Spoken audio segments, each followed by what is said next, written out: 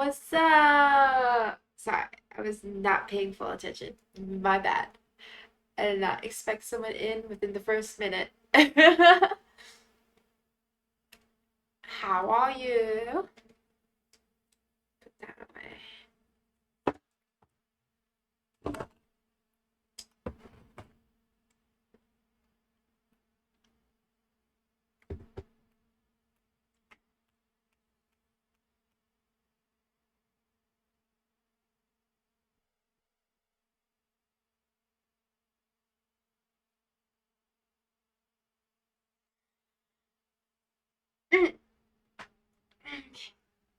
Stretch. I'll take your silence as hopefully good. Oh! Okay, I guess they left and you appeared. Okay, that's why it says one and not two. Got it. They were impatient. They were here too soon for me to notice.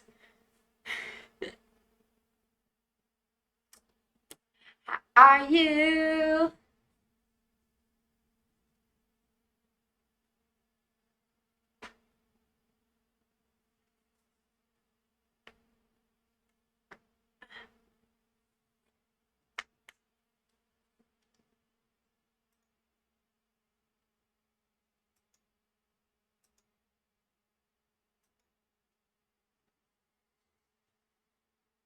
Is my mic? Yeah, my mic's working. Hello, hello. Oh, you know what?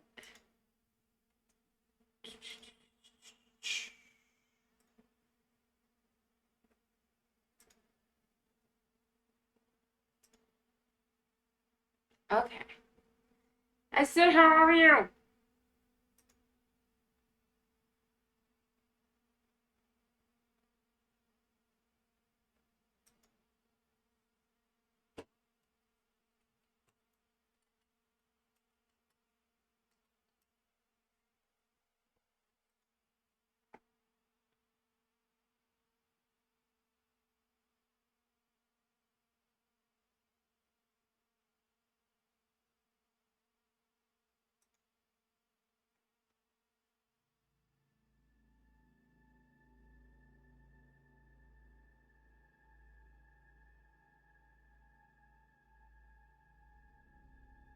There you go.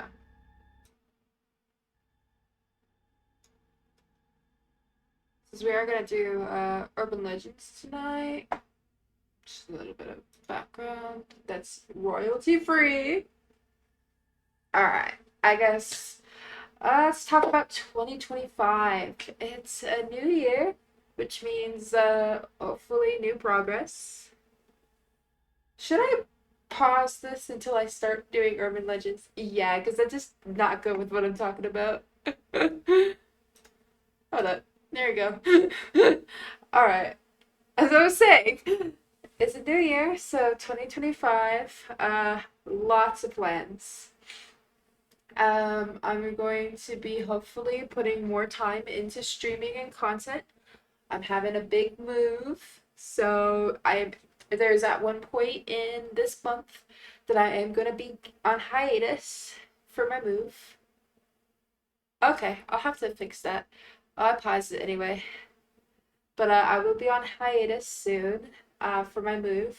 It'll be a hopefully short hiatus because I gotta move all my stuff and reset up my setup and yada yada. That should hopefully go well. Um, for this year, I'm going to be expanding. Um, so the plans are, thank you, thank you. New place, new state, new everything. The only background I should ever get is maybe cows. So you might hear cows in my future streams. Just depends. But moving to the country. Uh I'm planning to hopefully get a like new model, get lots of art and whatnot done for my server, for me, just in general. The plan for this year is art. Very excited about that. I plan to expand into VR. I'm going to start doing VR chat and 3D uh, content. I'm on my slow progression to a streaming setup with a VR headset. I already have my little tracking straps. And so the next step would be obviously the headset and the tracking dongles and all that fun stuff, which is very, very expensive. But uh, I'm lucky I live a double life, so it's slowly getting funded. One of the big changes that we're going to have, or at least maybe have, this is still up in the air, but I thought it would be nice to bring it up, is that I want to utilize my spooky YouTube channel more. So, posting more stories again, because the only thing on there right now is Call of Cthulhu that I did. But I'm hoping to record more stories, record real life stories, and expand a little bit into ghost hunting. Yeah, a VTuber doing ghost hunting. You heard me right.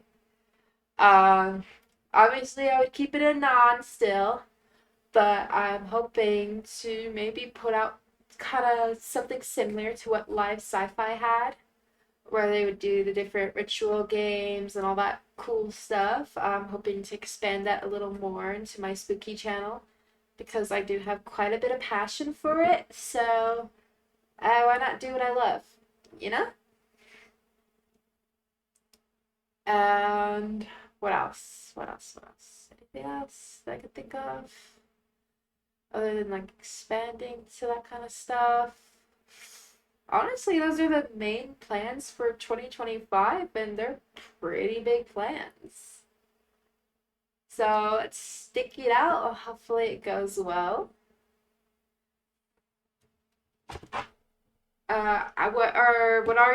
What are y'all's thoughts? I know I got two of you in here only, but that's okay. Future audience, give me your opinion too. What are your thoughts on a VTuber doing ghost hunting content? Like, what's the thought line here? Is it too weird? Am I too weird?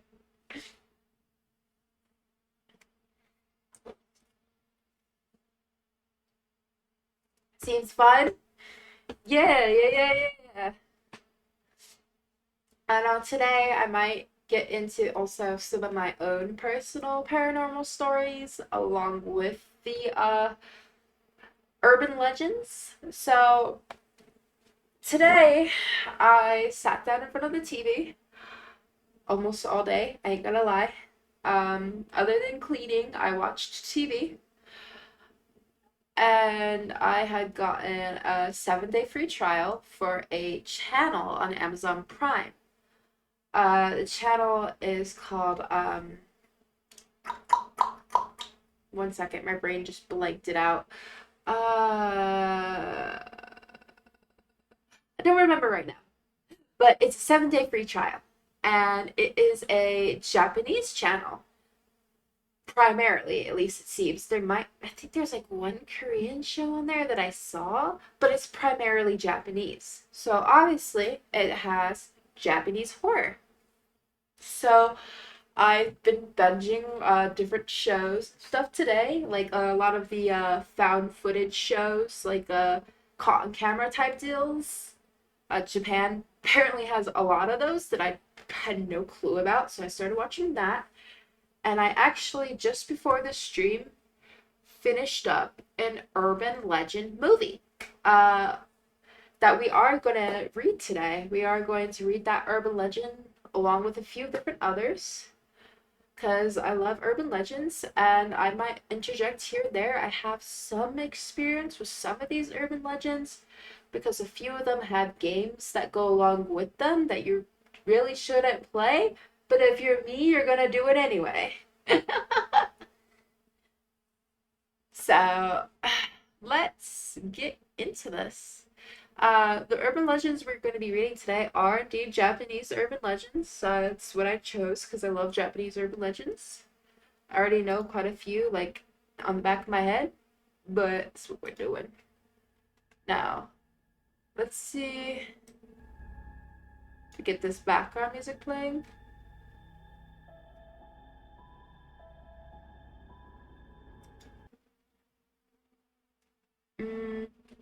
Hold on.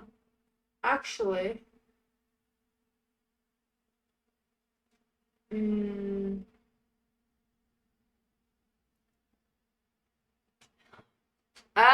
well, that can always change. Um, okay, all of these songs are done by Jukebox Sounds.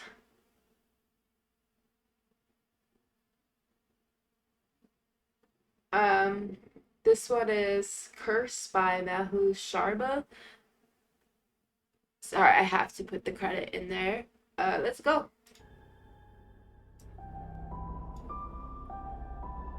All right.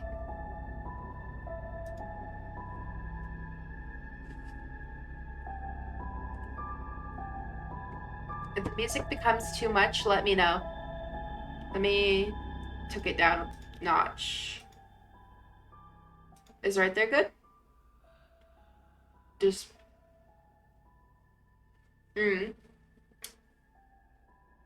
All right. We are ready.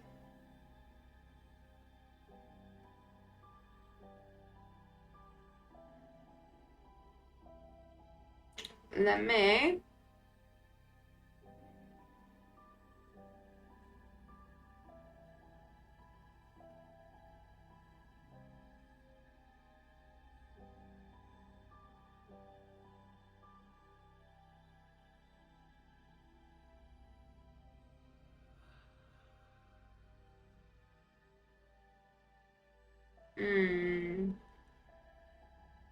hold up.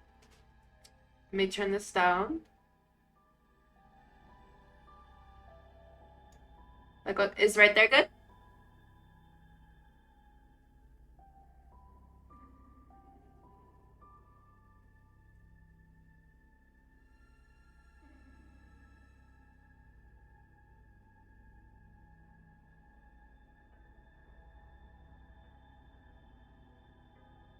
All right.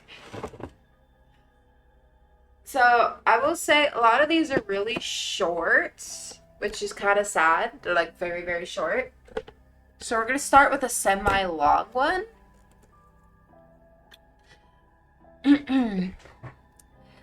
This is the urban legend of Kisaragi Station. Kisaragi Station is a Japanese urban legend that emerged on 2 Channel in 2004 and revolves around a mysterious railway station somewhere in Shizuoka Prefecture. Shared as an anecdote in the thread Post About Strange Occurrences Around You, thread 26. The tale recounted how the anonymous user, who was later identified as Hasumi, awoke on a train with all other passengers asleep. As Hasumi tried to figure out what had happened, she posted about the strange occurrence on 2 Channel, receiving advice from other users on the thread. The trip was meant to be her typical commute to work on the Enshu railway line, but the train was traveling in an unknown direction, and its driver and conductor were completely unreachable, making it impossible for Hasumi to figure out where she was headed. After an hour, the train stopped at Kisaragi Station, late at night. Hasumi left the train, finding the station to be deserted. She asked users on the 2 Channel thread she had written about what to do, and everyone urged her to escape. But Hasumi chose to stay at the station. Wandering around the station premises, Hasumi attempted to locate a taxi to no success, and then located a telephone booth, dialed her parents, and requested that they collect her, but they were unable to determine her location. Kisaragi Station appeared on no maps. Her parents urged her to call the emergency services and inform them that she was lost, but when she did, the authorities assumed it was a prank call. Suddenly, the station became the scene of several supernatural occurrences. A bell inside the station began tolling ominously. A loud drumbeat was heard. Even the physical qualities of the landscape began to change. Hazumi climbed down onto the tracks in an effort to flee, but was interrupted by a lone voice that shouted, "Hey! Don't walk on the track! That's dangerous." Expecting a station attendant to have found her, Hasumi turned around to see a man with only one leg, who vanished as soon as she saw him. Terrified, Hasumi ran along the train tracks into a tunnel, but tripped and injured herself. She soon reached the end of the tunnel and was welcomed by a friendly man who offered her a ride to safety. Unusual for this hour and also at such a location. With no options left, Hasumi returned to the station with the man and boarded another train. However, the train continued along the line into a remote area of the Japanese Alps, and the man became silent and wouldn't acknowledge Hasumi's presence. Hasumi's final post on the two-channel thread was, "My battery's almost run out. Things are getting strange, so I think I'm gonna make a run for it. He's been talking to himself about bizarre things for a while now. Time to prepare for just the right time. I'm gonna make this my last post for now." After that, Hasumi disappeared without a trace.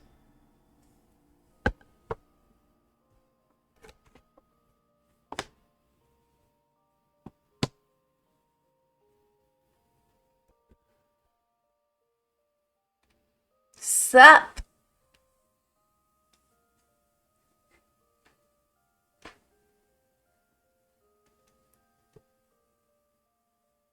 Well, reading is one of my passions.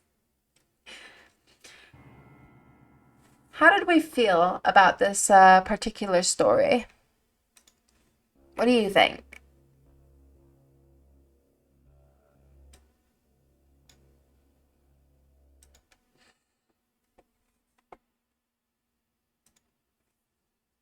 I'm making the stream as interactive as possible, okay?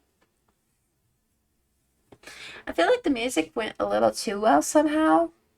Like, some of the timing was just perfect. And that was not intentional. I randomly chose something. Just arrived, so I will say yes. Yes. Yeah, but I do think it's weird if these were actually like legitimate posts that this girl just stopped posting and disappeared. Happy New Year! I feel like she would have like updated and be like, "Yo, I'm safe," or whatever. But they're saying that she never posted again. That she just disappeared.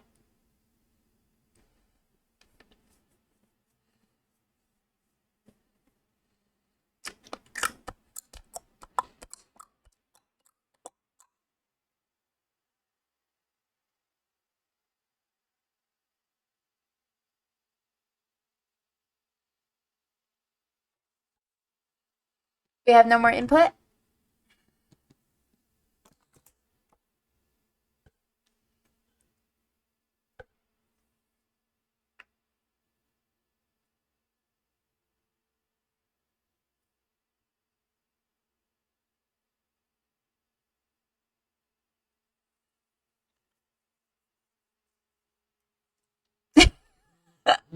I guess that's input.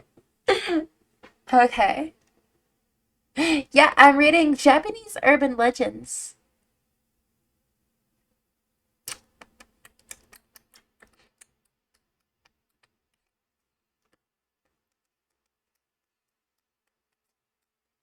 Oh, we got a party up in here. Happy New Year. Okay, be right back. This is the most viewers I've had, except my viewer count is showing inaccurate. It's showing me I have one person in here, but I know I have 2 to 3. Twitch, fix yourself, please. I know it's the new year, but don't do this to me. Okay, well, the next one we're going to talk about is one that I personally have some experience with. and it is one of my favorites. So we're gonna go a little more in depth than what's available in front of me right now, and I might be able to find some extra stories on it.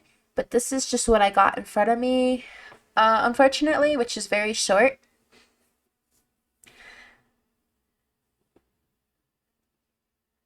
Oh, there's 4 people. Hey, I am famous. What do you know?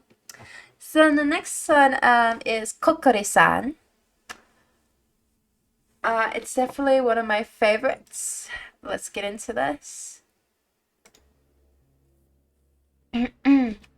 Kokori, or Kokori-san. Oh, you were surprised you made it. Okay, welcome back. You came back just in time. Is a Japanese game which became popular during the Meiji era. The game is similar to the use of an Ouija board, though rather than using a store-bought board with letters and a planchette, players write down hiragana characters and place their fingers on a coin before asking Kokori-san a question. This is a popular game in Japanese high schools. Legends about the game include Kokori-san only telling players the date of their death, while others say that one can ask Kokori-san anything, but one must finish the game either by saying goodbye to Kokori-san before leaving the table, or by disposing of the Kokori game utensils within a specific time limit, such as spending the coin or using up the ink and pen using to write the hiragana.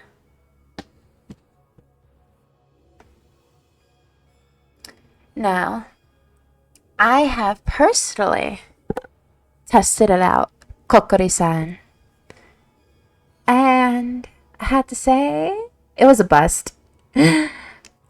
But there is actually a very fantastic horror movie about Kokori-san that y'all should definitely check out. It's free to watch on YouTube. Honestly, I could probably pull up some people's quote-unquote experiences with Kokori-san.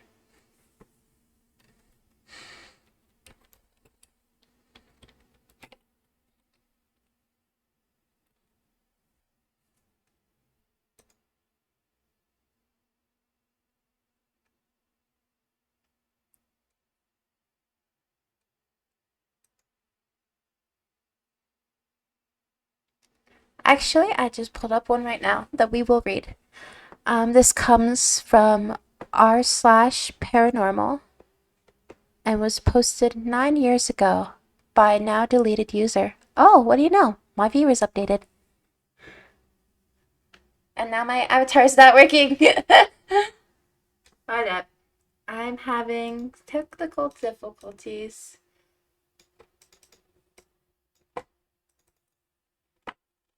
Hold up.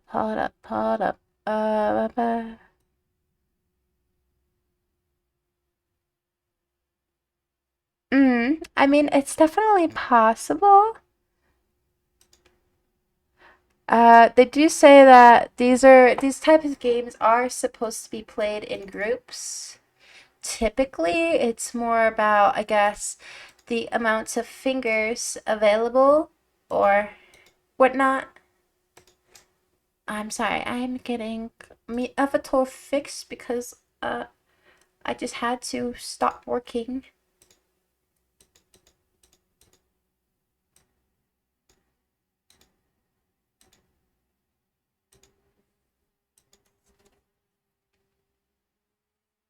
Okay. Okay. I don't want to show that whole awkward process. There we go.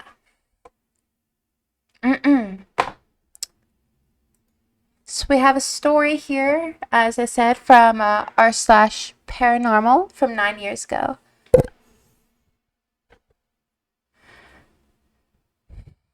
This story of mine happened almost 2 years ago, around the time I started to be a bit more interested in spooky paranormal things.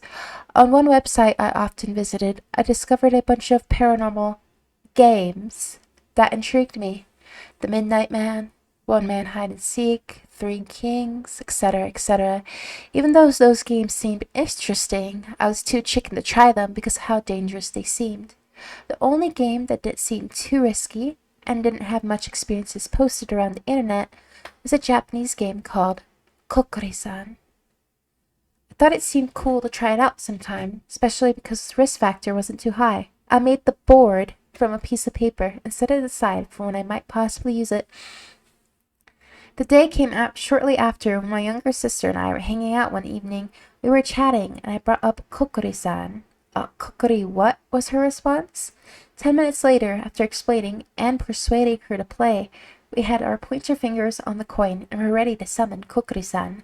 Although being her pragmatic self, she still had doubts about it working.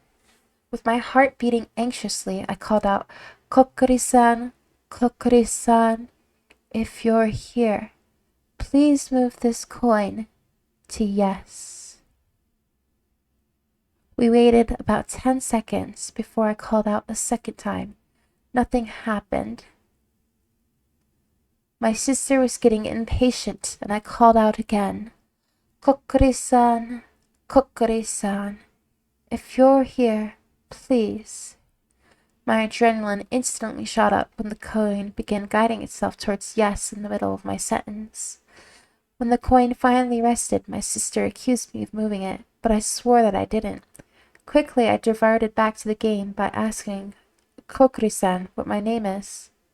The coin started moving again, albeit slowly. It spelled out 1-R-E-G-I-T.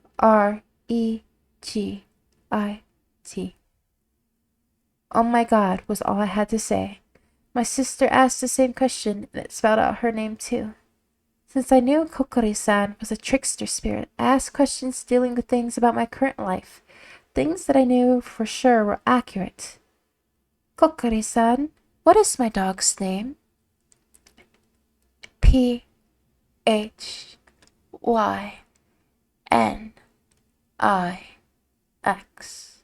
Once again, the answer was right on the mark, but my dog's name was spelt wrong. It was Phoenix, like the mythical bird. My sister must have forgotten about Kokori-san being a trickster spirit, and she asked questions about the future.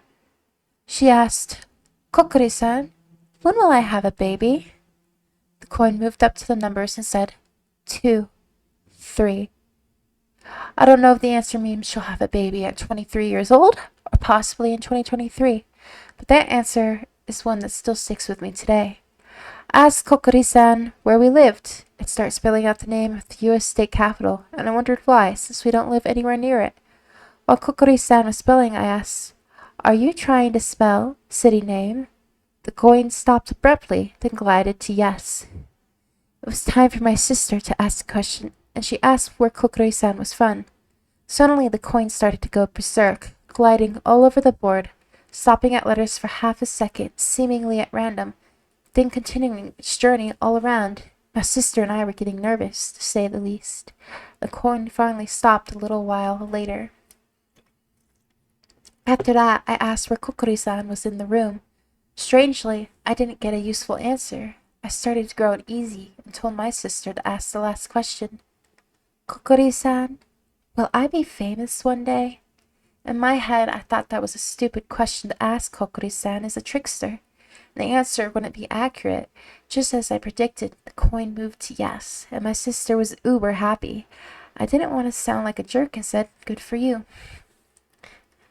After my sister and I finished, we told Kokori-san to return home.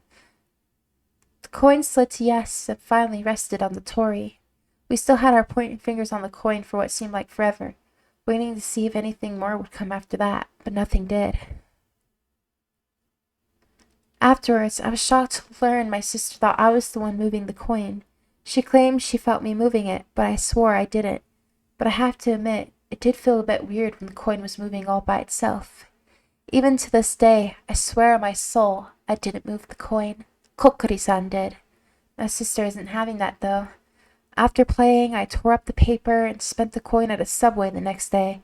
I thought that would be the end of it, but some bizarre case of bad luck occurred afterwards, even though I took the proper steps to dispose of the game. My sister ended up locked in the bathroom because the bathroom's door lock had somehow become busted. She was trapped in there for about half an hour until a family friend came over and switched the doorknob out with a new one. I joked with her about the coincidence of playing Kokori-san the day prior, but she mocked me for suggesting he was behind it. The next day, we were going to hang out at a public pool since it was going to be sunny, but from out of nowhere, it started to downpour. I was pretty wary after these two unlucky events, but nothing else happened after that. So there was my experience with Kokori-san. Thanks for bearing with me, though, this rather long read.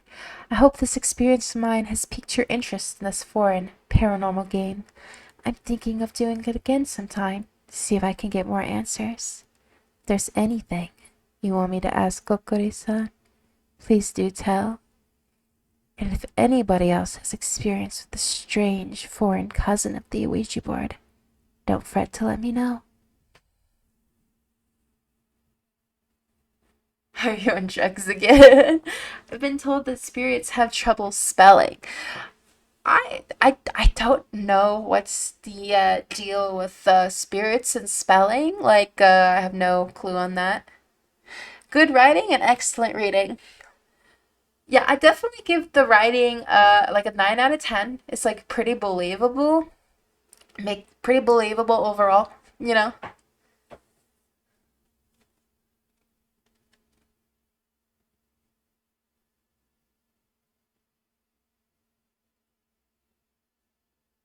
Of course, people are asking the OP to ask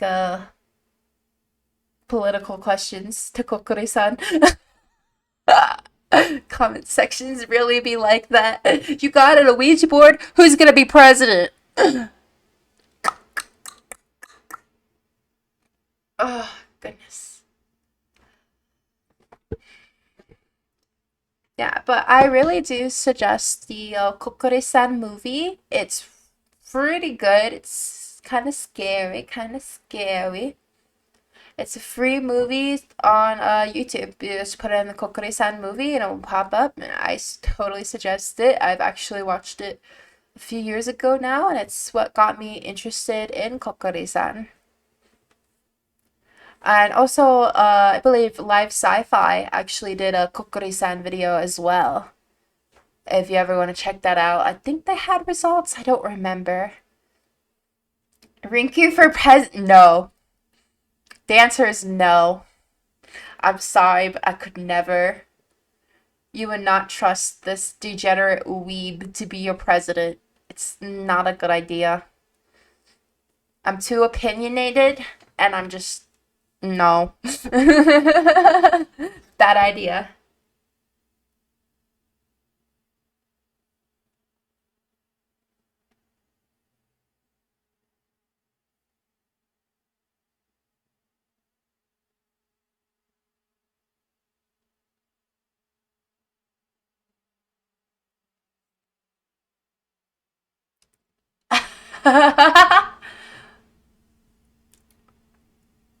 Actually, let me pull up. I gotta think of where that one originates. I think there's a Japanese version of it. Uh, one second. I just thought of one.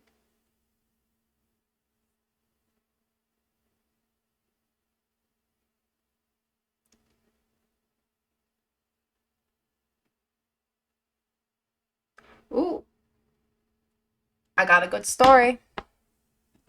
All right.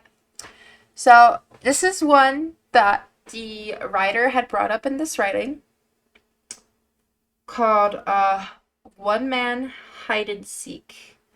Now, I can give you the rundown. Many, many, many paranormal channels have done this in quotations game. The idea of it is that you are playing with a doll. The doll will become possessed with the spirit and technically play hide and seek with you. And you have to successfully hide or it will kill you. Sounds fun, right? Totally have not been tempted to do this one myself. But I found a submission from r slash no sleep from 11 years ago. Don't play Hitori Kakurenbo Aka. One man hide and go seek. That's the name of it in Japanese. I don't know if it originally originates from Japan, but there is a Japanese version. The only scary game I love playing is Luigi's Mansion. I've actually never played Luigi's Mansion, believe it or not. That's one I haven't gotten the chance to play. Maybe someday I'll do a stream. I have a Switch that I can stream. I've streamed my Switch before. So maybe in the future I will do a Luigi Mansion stream. Alright. There's also apparently updates to the story. So we're going to read the main thing they posted, and then we're going to read the updates. Okay. So here's the thing. I'm an American who's been living in Japan with a host family for a study abroad. Last Sunday, my host sister Akane told me about a game she wanted to play called Hitori Kakurenbo, or hide and seek alone. Anyway, Akane said it was fun, and some girls in her school tried it, and it was actually a way to play hide and go seek with ghosts, but she didn't want to do it alone. For someone who's a skeptic, it seemed pretty harmless, and I was curious. Of course, I regret this now. No matter how skeptical or curious you may be, do not play this game. In any case, Akane got a doll from the 100 yen store, named it Erena. I watched her tear out the stuffing and replace it with rice. Now I need 2 drops of blood, one from me and one from you, she muttered, trying to remember the rules her friend had told her. She pricked her finger and I pricked mine and re-rubbed the blood into the rice. She then sewed it up with red thread, continuing to bind the doll with the red thread. Why are you doing that? I asked, confused. The red is supposed to represent blood vessels. We'll sever them tonight at 3. The afternoon 3 or the morning 3? Morning, you idiot, she smirked at me. She also made up the cups of salt water and made salt lines around her parents' room. What's that for? I asked Spirit curiously. Apparently it stops the spirit from going into the room to find you. So are we going to hide in here? Nah, that wouldn't be any fun, would it be? I just don't want the room to get destroyed. Destroyed, in retrospect. I wish we'd stayed in there, even if it had been no fun. Or even better, I wish I'd never done this without fully knowing what could happen. Anyway, we went into the bathroom at 3 a.m. The rest of the family was out visiting the aunt and uncle who had recently had a new baby. Put the doll in the bathtub with water and shouted together, Akane and Sarah are the first it. Akane and Sarah are the first it. Akane and Sarah are the first it. We then ran out of the bathroom, turning out all the lights, switching on the TV in our hiding room to a static channel. Akane grabbed a knife and left the salt water on the table. We went back into the bathroom, and sure enough, the doll was in there, in the bathtub, smiling serenely up at us from the bottom. Erera! Akane and Sarah found you, we yelled. We yanked it out. Akane stabbed the heart and made sure to sever a lot of the red thread before dumping it back into the tub. Erena is the second it. Erena is the second it. Erena is the second it, we chanted, then ran back to the family room with the TV going. We each took a gulp of salt water, making sure not to swallow it, then held our cups firmly before setting in the closet. Akane left open a crack of the door because she wanted to watch what would happen to the TV. It was terrible. Terrible idea. To this day, I wish we'd left the door closed. For the first 5 minutes, we were just waiting. Nothing was happening, and I felt relieved. Then I heard the static of the TV begin to change without any of us touching the remote. TV began to switch channels, fast enough that sentences began to form words of different channels. I will find you. I shrunk back into the closet, terrified. The air seemed to be getting colder. Akane stayed still, with her eye pressed up against the crack of the closet quietly. I could hear footsteps and thumping. Where? Are you? The footsteps changed and stopped in front of the closet. Are you in here? Then I heard the most chilling words of all. Found you. Akane screamed and fell back on the ground.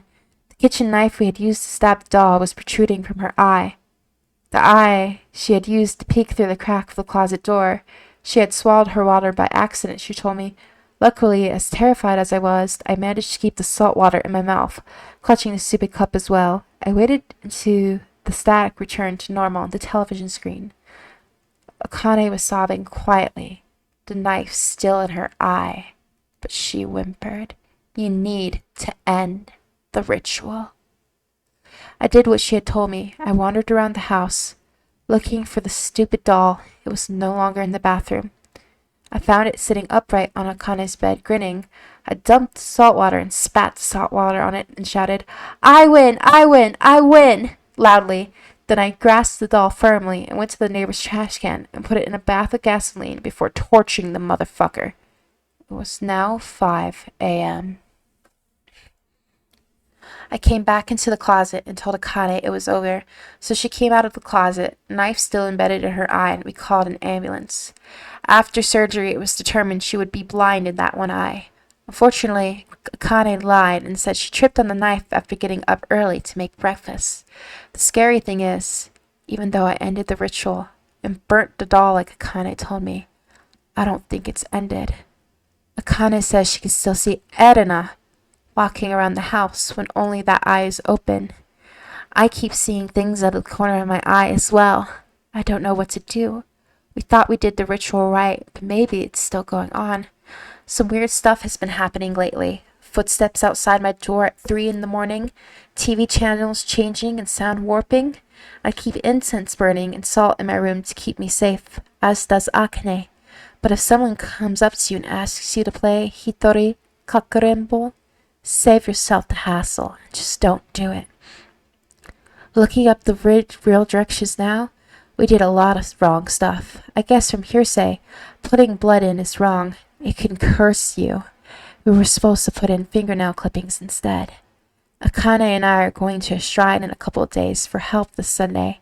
If anyone has any advice as what to do with the case haunting in Japan, let me know. And then it has an edit. Some of you still want to play this, even after reading this. I strongly discourage it. If that's not enough, here's the safest directions. Use a mechanical pencil, not a knife. The spirit will hurt you with the same weapon you choose to use if it finds you.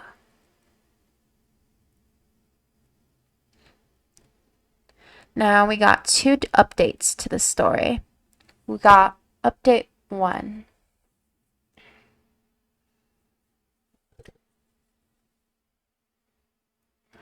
I skipped classes today to go to the temple. First off, while reading the comments, some of you guys have been asking for pictures of Akane's eye. That I can't do. She's been a bit of a recluse since the accident. I rarely see her come out of her room, and when she does, she doesn't speak. She just nibbles on a corner of a rice cracker and goes back upstairs. She looks like a shell of a person. She refuses to go to classes too. I think she's worried the kids will make fun of her. Bullying is pretty bad in Japanese schools, but I can't help but feel like this is my fault. Anyway, I feel like asking for a photo would be rude, especially since my host family has asked me not to bother her in an effort to help her feel more comfortable. They act as though nothing's happened, which is odd because I guess it's their way of dealing things. But here is an earlier picture of Akane and I at Nikko Shrine. Oh, they included a shrine picture? Okay. Anyway, today I skipped classes, bad OP I know, to go to the nearby Shinto shrine. I didn't really know what I was doing since Akane refused to come. I've been feeling nauseated in the house, and seeing things move out of the corner of my eye is in all the peripherals. Last night at 3 a.m., I was woken up by footsteps as usual. But after the footsteps stopped, something began scratching at the door. It sounded like someone was raking their nails into the wood. I huddled under my blankets and tossed salt over my shoulder. When I woke up in the morning, there was the symbol of death on the door and what looked like blood. I quickly wiped it off before anyone noticed. I noticed that Akane's door was marked as well, so I woke her up and showed her. She gave me a weird half smile and told me, "So it's already begun." I was so startled, I did nothing but stare at her. Just then I noticed a medium-sized cut on her wrist. "Akane, did you get hurt?" She yanked her arm away. "Leave us alone!" Her voice didn't sound like hers. It sounded disembodied, and I swear her eye, the one not covered by the patch, turned black. I didn't ask her what she meant by us, just let her go back into her room. I cleaned the blood off her door, and then I knocked on her door and asked her if she wanted to go to the shrine today.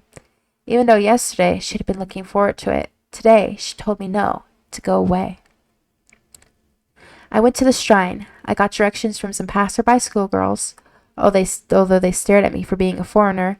The closer I got to the shrine, though, the sicker I felt. My head began pounding, my stomach began aching. It was excruciating, but for some reason I kept walking.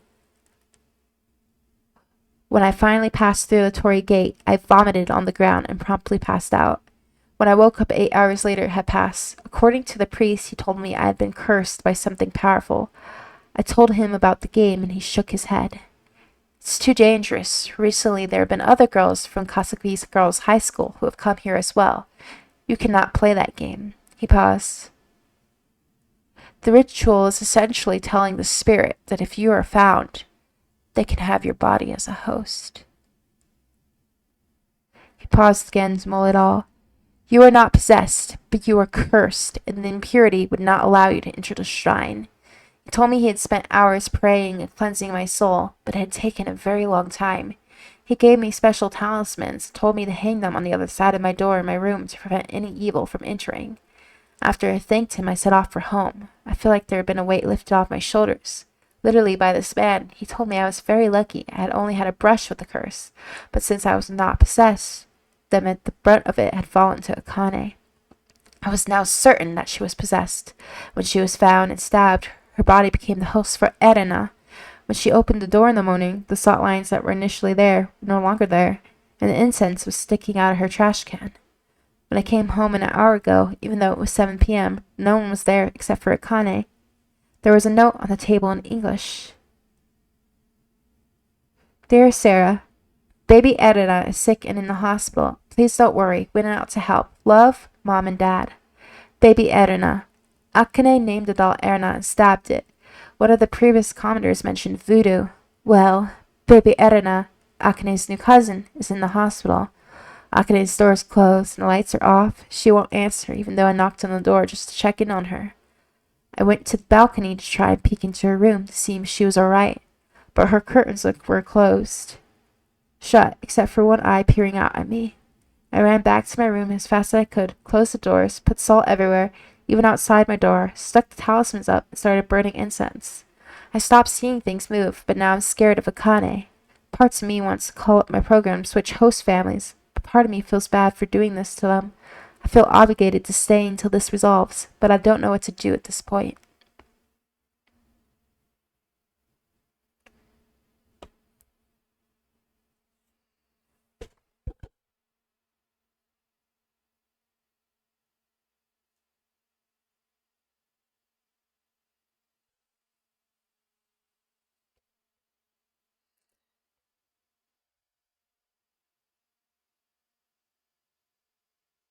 Oh, it's not over. We got another two follow-up.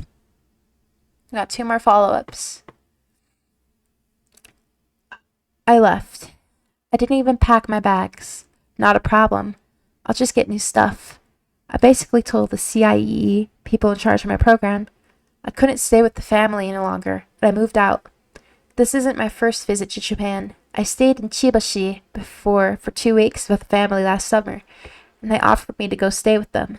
It's close enough to my classes in Tokyo. Hopefully CIEE will allow it, but even if they don't, there's no way in hell I'm going back to that house. Although I'm positive they will allow it given the circumstances. Mom and Dad didn't write that note. I figured that out this morning when I ventured out of my room. Although my door was clean, I poured salt in front of it last night. Every other door was marked with death. So I was grabbing something to eat. I noticed a bit what looked like blood near the closet that Akane and I had hidden. I opened the door and, well, I wish I hadn't. Mom and Dad were there, still breathing, although barely. Thank God. But their eyes. Oh God, their eyes weren't there. I don't know how else to put it, but they were just blood-filled sockets. No eyelids, as though someone had taken a knife and carved them out. They were in tremendous amounts of pain. Akane, no, please, whispered Mom. Don't worry, it's Sarah. I'll help, I whispered. I grabbed the salt and made a line in front of all sides of the staircase fast for good measure. Then I figured it wasn't enough, so I burnt more incense in all lower level rooms before helping up Mom and Dad get them to the door. The phone lines weren't working. To hell if the neighbors knew and gossiped, and saving them was more important than saving their reputation. I was really glad that I'd done the thing with the salt, because I was helping them out the door. There was Akane. Her eye patch was gone, and her left eye was torn out. It looked like she'd done it herself. Previously, her eyelid was just scarred over from the accident. She held a knife from the ritual, and it was covered in blood. Blood that I suspect had come from Mom and Dad, and I tried really hard not to throw up. Her right eye stared at us, rolling around in her head crazily, and she smiled. Too bad I didn't find you. I freaked out. I yanked Mom and Dad up and out of the house, ran to the neighbors for help, and got an ambulance. As I left, the curtained windows of Akane's room fluttered, and I swear I saw her eye peeking out. I went to the shrine next. He told me that I was still fine, that the salt and incense had protected me, and I was pure in spirit. But I pleaded with him to cleanse the house. I told him about Akane, I gave him the address, and he promised he would help by making a house visit. I called the aunt to warn her about baby Erina, but she told me Erina had died suddenly 3 days ago in the middle of the night. And she hadn't the strength to tell Mom and Dad. I cried. I told her everything and warned her about Akane. She began crying as well on the phone, sobbing and gasped. I apologized so many times I lost count. But she told me to stay safe for Erina. I then called up my old host family in Chiba, hopped on a train to Tokyo to meet up with them, and moved in a couple of hours ago. I'm not sure if the priest was able to help Akane or not, but there's no way I'm going back to the house at Katsukubashi for a long time. Some of you guys have been worried about visiting Japan after reading this. Ironically, I would encourage it. However, whatever you do, don't fuck around with the occult here. This isn't a Ouija board shit. This is full-scale death, curses, misery. Please, just don't do it.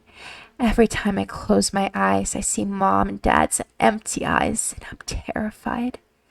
Terrified of Akane. I keep incense and salt in my room, and I hung the talismans here. I feel safe. For now. How long will it take until I'm found? Update 1. Telephone rang, even though it's 11 p.m. My Chiba family was a bit disgruntled. It's the priest for Kakubushi. I'll be sure to update again after the call. Hopefully it's good news. Update 2. It's complicated. He apologized profusely, but he could not save Akane entirely. Her spirit had binded with Erina to the extent that when he attempted to cleanse her, didn't work properly or something. He said that she is in the hospital along with her parents. While she is no longer possessed, the curse will remain on her and her descendants for the next 4 generations. Apparently her parents, her aunt, her uncle, and older generations of the family should be fine, and I'll be fine too. He wants me to come back to the shrine and talk to him Sunday. Final update. Didn't write this.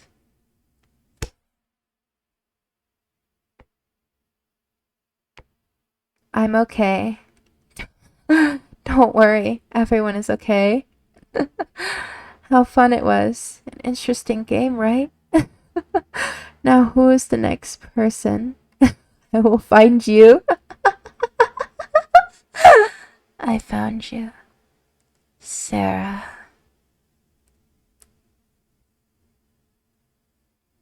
Massive update. I did not write this. What the fuck? I can barely read it. I'm actually okay, I swear. I went to the house first. I don't know why, but I was drawn to it by something. I don't even remember getting off the train. I don't even remember anything after swiping my Pasmo. I don't remember anything after I'd just woken up the shrine yet again. Priest said he knew. I don't understand really where I was and performed an exorcism. Going to visit Akane, Mom, and Dad with him. Updating via iPhone. Literally have a talisman strapped to me right now for protection. I'm freaking out. That's the only thing calming me down is the priest. Second edit. At the hospital, I was really nervous about seeing Akane, Mom, and Dad. Akane was handcuffed to the bed, but she doesn't remember anything. Nothing about getting up in the night and making the death characters adored, but she does remember talking Mom and Dad. She cried. She was completely helpless. She couldn't help stop it. She told me, but she accepted it. She kept calling it Unme, which I don't know the meaning of, but after looking it up, it means fate. Mom and Dad's heads are both bandaged completely. They thanked me for saving them, and they apologized to me. Seriously, they said they were sorry for being terrible hosts and ruining my experience with Japan. I cried and gave them big hugs. They have such big hearts. I'm still crying. How could something like this happen to them? I feel so guilty. Tomorrow I'm going to talk to the director of the program. Hopefully as well consult the U.S. Embassy in Tokyo to see what I should do. Third edit. Back in Shiba with my old host family, safe and sound. Thank you for all the kind comments. I'm feeling better, a lot better. I feel safe for some reason. I talked to the priest about the curse on Akane, and he said that she doesn't have children. The curse will die on her. That sounds like a terrible fate to me, but to not be able to have a family of your own. I'm really sad, but I don't know what else to say.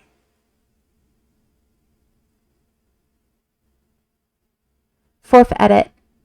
Just got in my inbox. If someone's trolling me, which makes more sense, the kanji's messed up, Japanese is weird, please admit to me it isn't funny. What it says, according to Google Translate, because the Japanese is weird, I can't understand it. Come back again. You can run, but not for long. Fifth edit. It's a troll. I'm fine.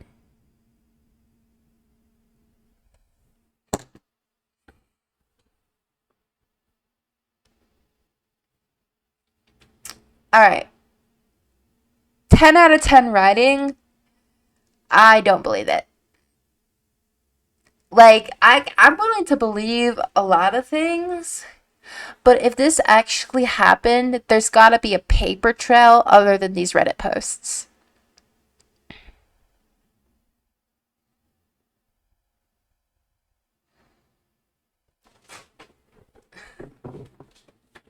Yeah, well, I feel like. Mm,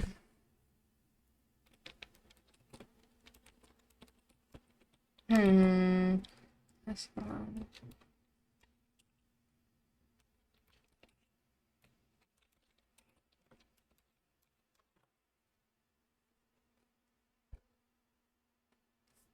I feel like if this actually happened, there would be a paper trail, which I'm actually looking for right now. Um,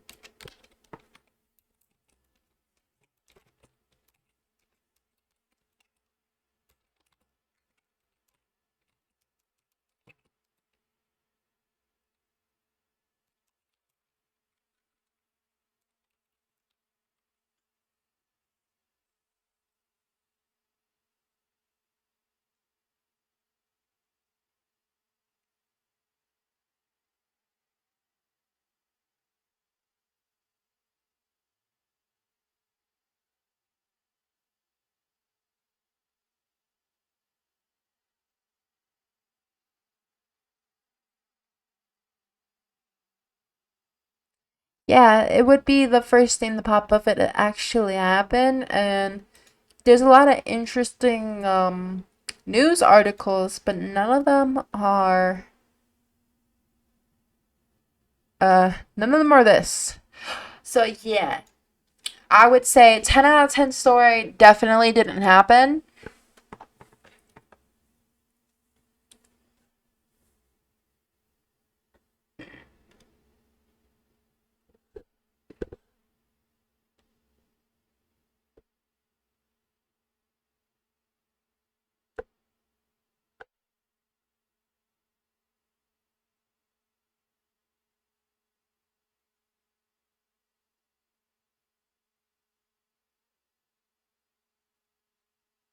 Okay, this did not happen. We got a whole post saying it is indeed fake.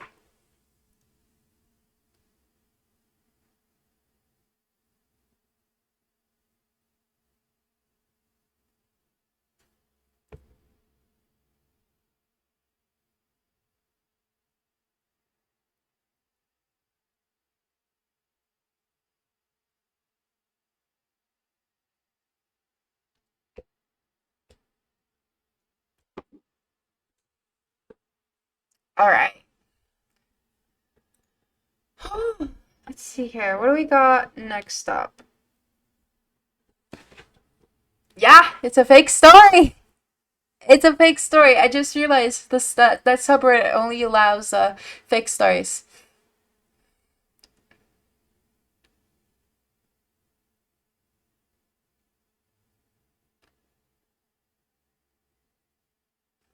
Ooh, ooh.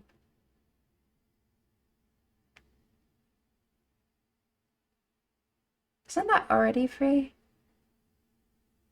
Wait, hold up. Sorry, I got distracted by an article about what games are currently free right now on Steam.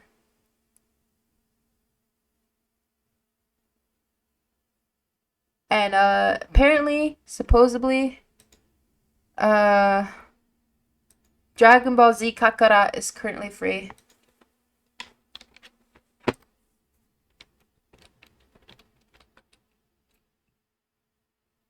Nope, they're lying. There's a demo at 77% off or 75% off. Why did they lie to me like that? No, I hate this.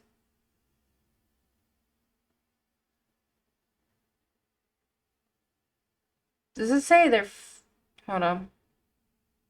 Yeah, it does say free downloads, so they lied to me. Sorry, I got excited and they lied to me. Well, usually I do rely on this, on Gaming Bible because they've been pretty accurate. Like, I've downloaded a lot of free games because they put out an article about free games that were currently free on Steam. So I've snagged a few. So I didn't think they would lie to me.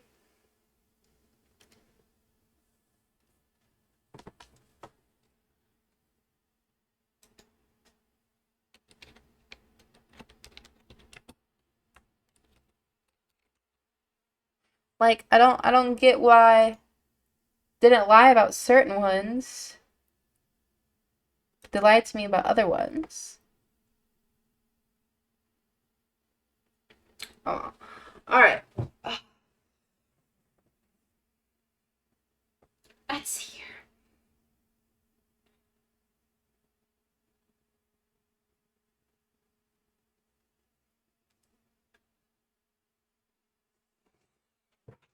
Mm-hmm.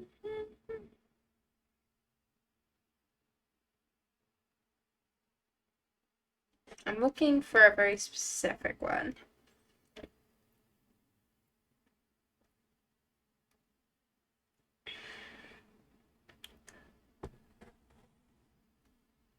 All right, this is the one I'm looking for. Targeted ads based on internet history. Yes and no. I don't. They always give it to me. I clicked on one and I've just been getting them ever since. You know, because I pay a lot of attention to like gaming news and whatnot. All right. Our next story is actually the one I watched a movie for today. It's called Teke Teke or Kashima Reiko. Teke Teke is the ghost of a young woman or schoolgirl who fell on a railway line, which resulted in her body being cut in half by a train. She's an onryō, or a vengeful spirit, who lurks around urban areas and train stations at night. Since she no longer has her legs, she travels on either her hands or her elbows, dragging her upper torso along the ground and making a scratching or teke teke like sound. She encounters a potential victim.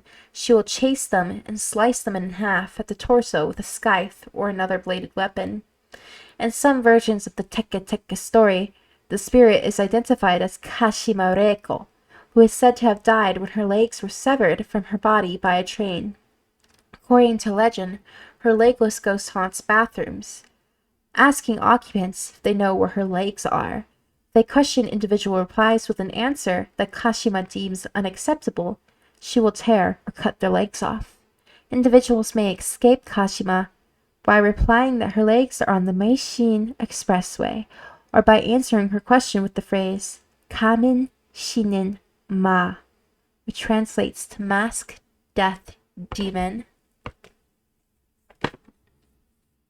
Why only at night? Well, typically, most spirits are known to appear at night. I don't know why, but it's just a thing, I guess. Now, the movie I watched today actually had a little bit of a different deal. So it's pretty stereotypical. The plot line of the movie is you hear her story, you become cursed. And she comes to you, and the first thing she says is, "What is my name?" And you have to respond with, "You are Kashima Reiko." And the next thing she says to you, when I think about it right now, I totally forgot for a second. No, she asks you again, "What is my name?" And you have to say, Ka, Min for mask, Shi for death, Ma for demon. And then the third question has no known answer. And if you can't answer the third question, she'll take a piece of your body and then kill you.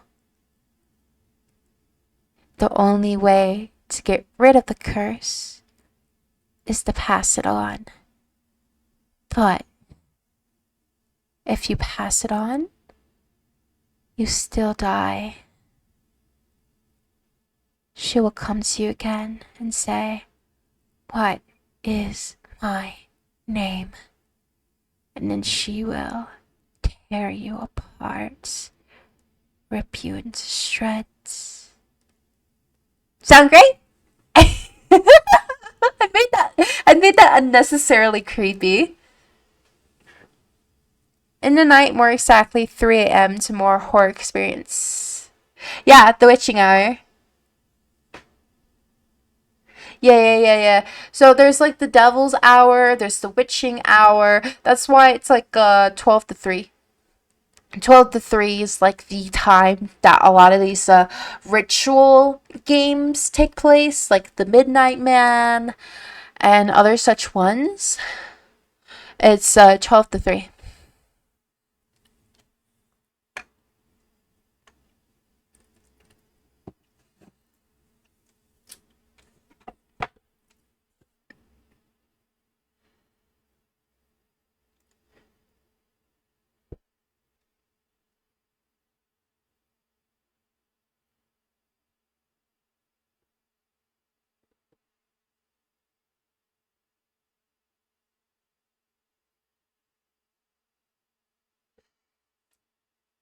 Alright, we're gonna do. Next one we got is actually less of an urban legend and more of a ritualistic game called the Corner Game, also known as Square or Skya or Four Corners game. It's an urban legend game circulated in East Asia. The game requires 4 players and can allegedly summon a supernatural entity. Faith? I have not heard of that. What is that?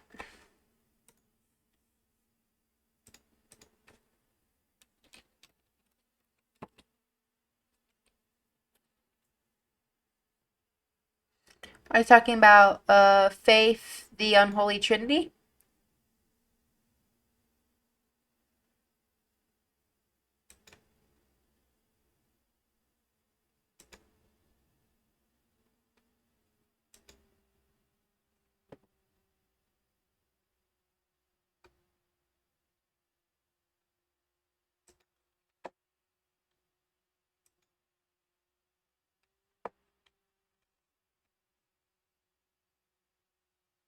Yeah, it is.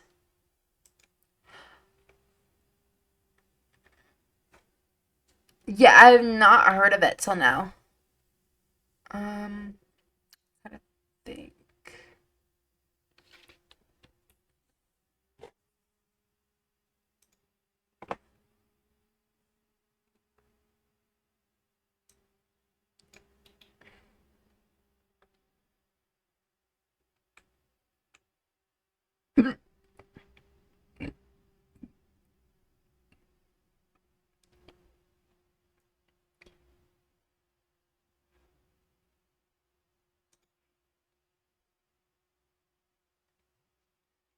Okay. I'll go back to. I got distracted. I have a low space issue, could be why I keep having avatar issues. Because as you can tell, I froze again.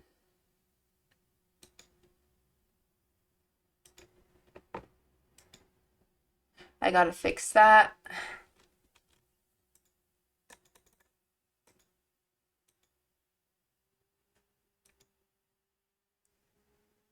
Okay.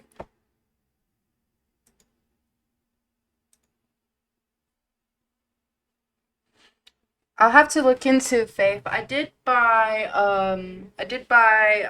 the home operator or whatever game and Signal. So we will play those like maybe tomorrow. All right.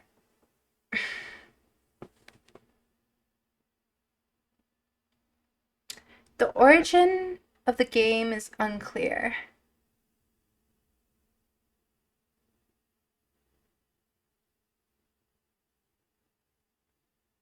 Hiroji Matsuyama says the game is based on a Japanese story in which one of five climbers who was killed on a snowy mountain before a snowstorm broke out. The remaining four carried his body to a hut without heating. Then the four people played the game in the house to summon the soul of the dead to shelter them until the rescue team arrived. The ritual requires four people in an empty room.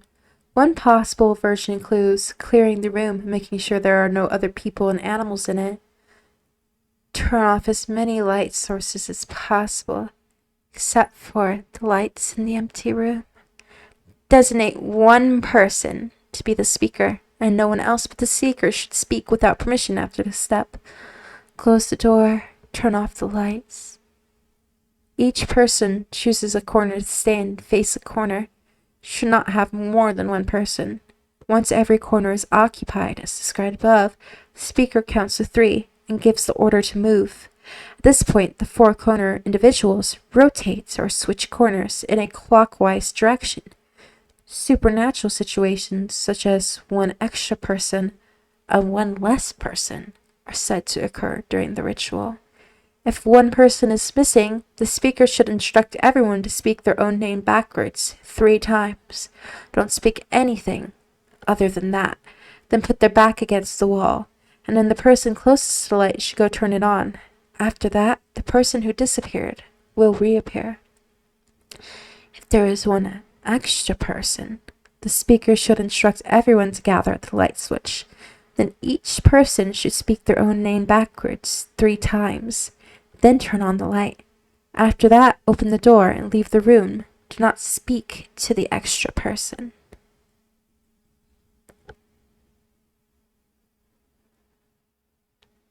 Does this sound like something that y'all would willingly do? Would y'all willingly do this?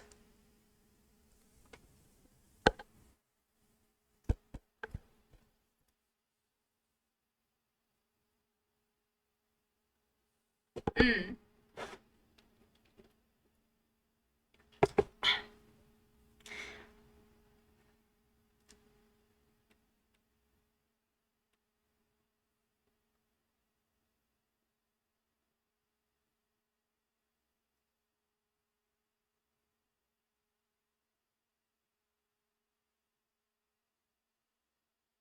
Nah. I don't blame you. I don't.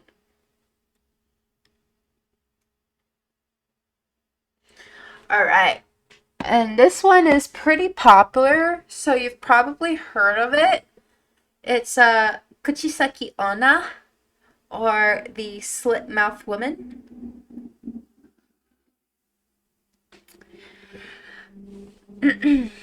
Kuchisaki Onna is a malevolent figure in Japanese urban legend and folklore.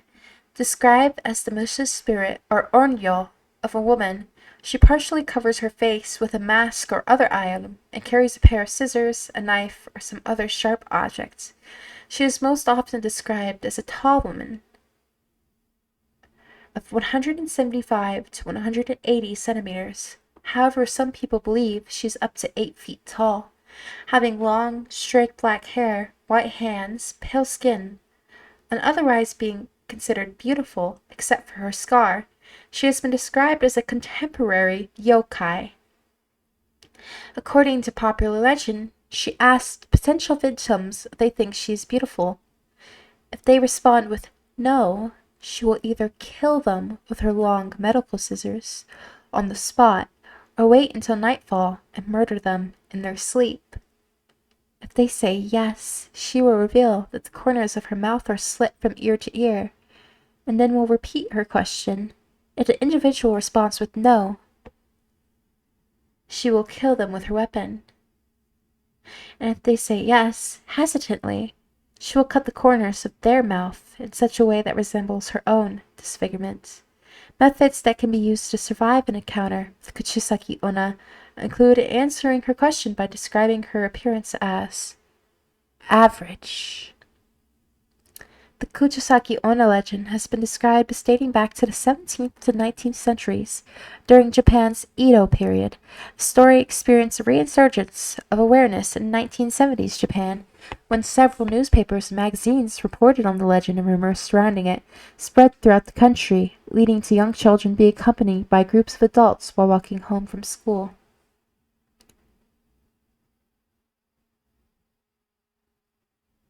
According to legend, Kuchisaki Onna was a woman who was mutilated during her life, with her mouth being slit from ear to ear. In some versions of the story, Kuchisaki Onna was the adulterous wife or mistress of a samurai during her life. She grew lonely because the samurai was always away from home fighting and began having affairs with men around the town. When the samurai heard of this, he was outraged. As punishment for her infidelity, her husband sliced the corner of her mouth from ear to ear. In other versions of the tale, her mouth was mutilated during a medical or dental procedure, or by a woman who was jealous of her beauty. In still other versions, her mouth is filled with numerous sharp teeth. After her death, the woman returned as a vengeful spirit, or onryo.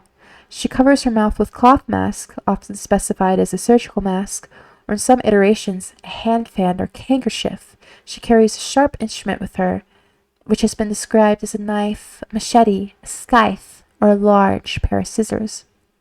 She is also described as having supernatural speed.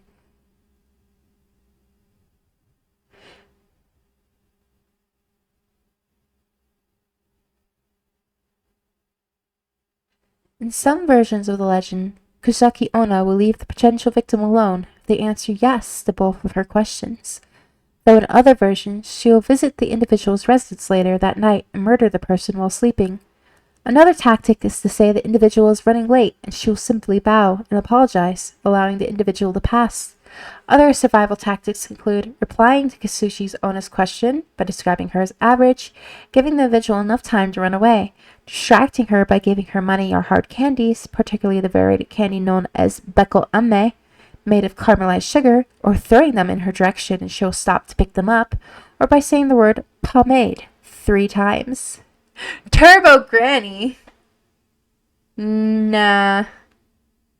Yeah, I mean, like, I feel like all spirits are known to, like, have, like, some sort of supernatural speed.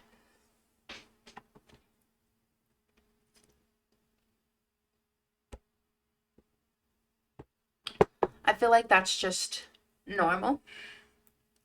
Would y'all like to hear some of my own supernatural stories? This is gonna fall on you, whether you want to hear it or not. Yes? Oh, we got a yes. We got a yes in chat. Ugh. All right. I got plenty. Plenty, plenty, plenty. I was actually wrote a book at one point and published it on Wattpad and then took it down because I was like, actually. So, I have plenty of stories to tell. Some of them very, very short, some of them a bit longer. Should I start like mild or should I just start scary? I feel like everyone's definition of scary is kind of different, but it would be what was scary for me, I guess. Nom, nom, nom, nom, nom, nom.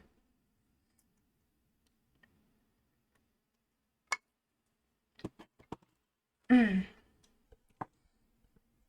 Let me move. Oh, vodka. All right, I'm getting well adjusted. I'm actually adjusting my mic for the very first time. How's that sound? Do I sound good? I moved my mic up. Okay, okay,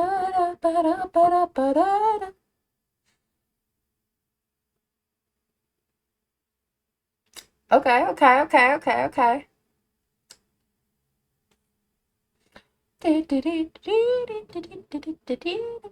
All right.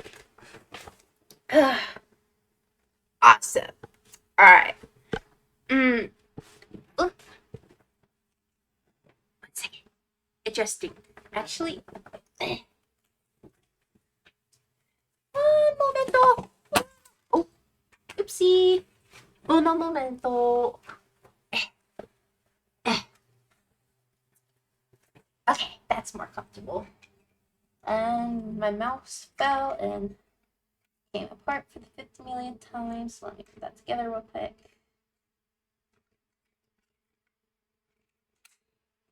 This one, I'm glad this thing is magnetic.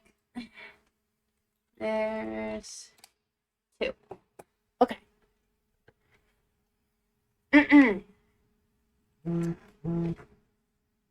Okay, where should I start? I think I should start with some pretty mild, very, very mild stories. Okay, so, and yes, Dan Dan Dan is really, really good. Very good voice acting in Japanese. I don't know about the English voice acting, to be honest with you. I didn't watch it in English. But Dan Dan Dan is really good, has a great theme song, great plot. Season 2 is coming out this year, I believe. But it actually just finished up not that long ago. Brand new anime. 100% recommend it. I also 100% recommend Oshi no Ko at this moment. I am on season 2.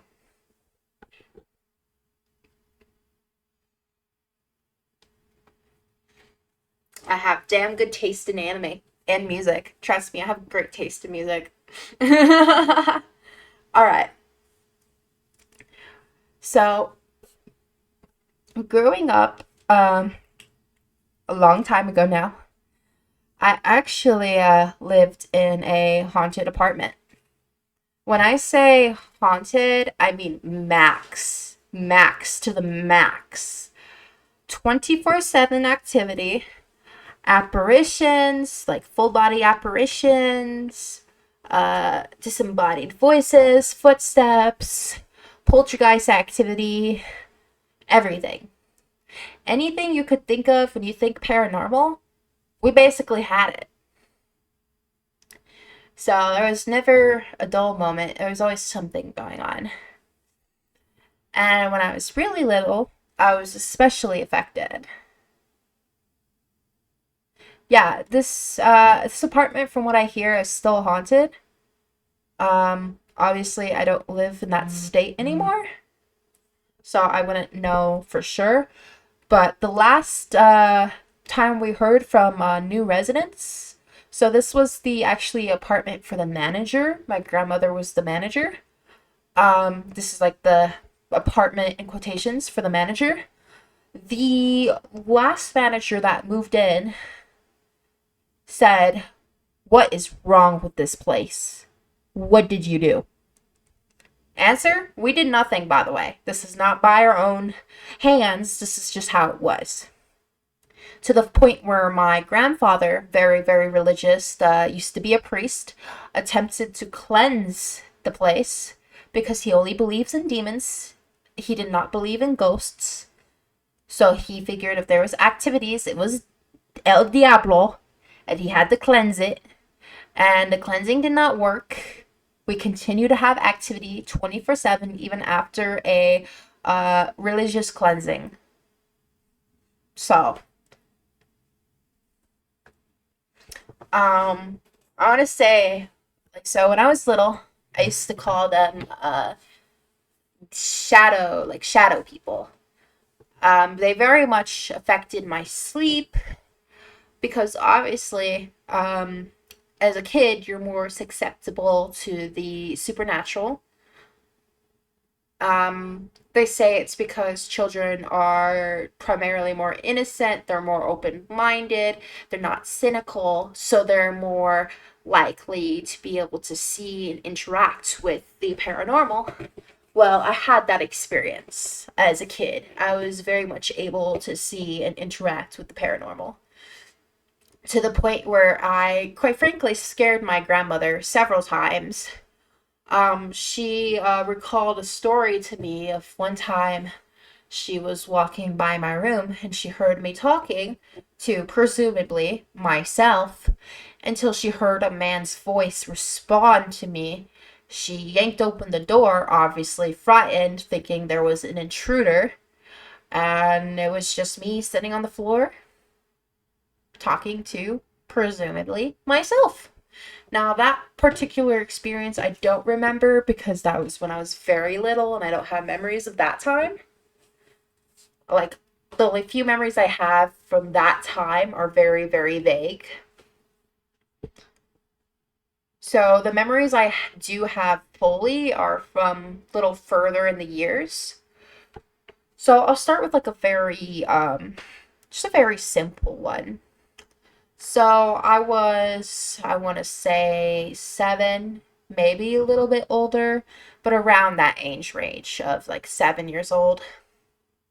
And I was eating my lunch, sitting there eating my lunch, and I heard the voice of a little boy and a little girl calling my name from the back of the apartment. So it was more, I call it an apartment, but it was more of a house, but I could swear I heard my name being called. Come play, come play. So my initial thought was, oh, my cousins are here. And I looked at my grandmother and I said, oh, are my cousins here?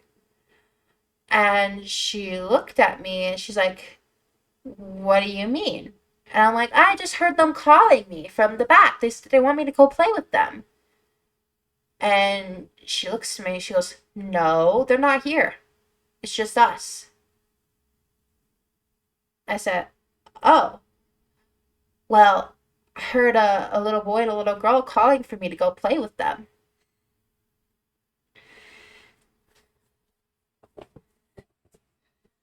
A few other very like simple experiences is we didn't just have human apparitions, we actually had pet apparitions. Yet literally, you would see a cat run down the hallway just to disappear in front of your eyes, just completely. You would see it clear as day, and it would disappear clear as day. Now, there was a one in particular that I used to see, and it was a scruffy orange cat with a stubby tail and one eye. The other eye was damaged, I guess. But I used to see it all the time, especially at night, especially when we were moving. It would just sit there on top of the boxes and look at me. It's just a cat, and then it would just disappear.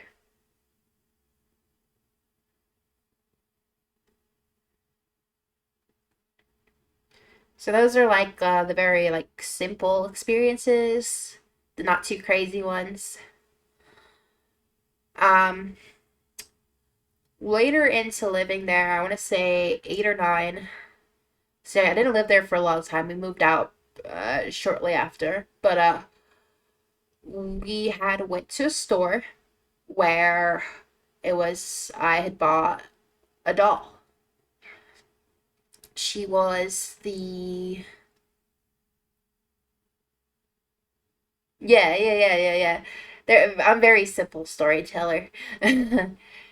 She was the last doll on the shelf of her type.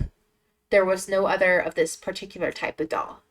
It was a Kathy collection, named Isabel or Isabella.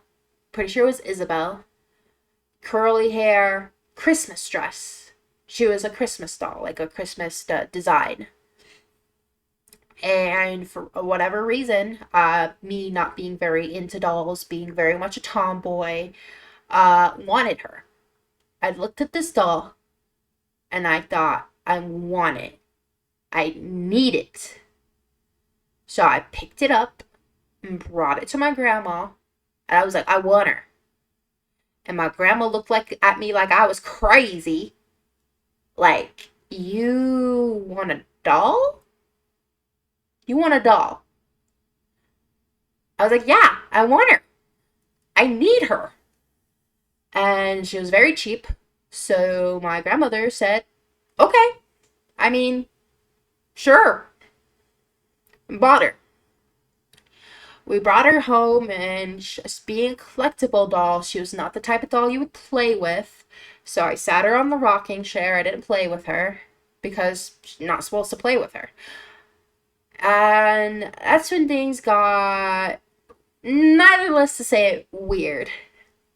So, my cousin would come over like every Friday. Family tradition. Family would come over on Friday. We'd have pizza, whatnot.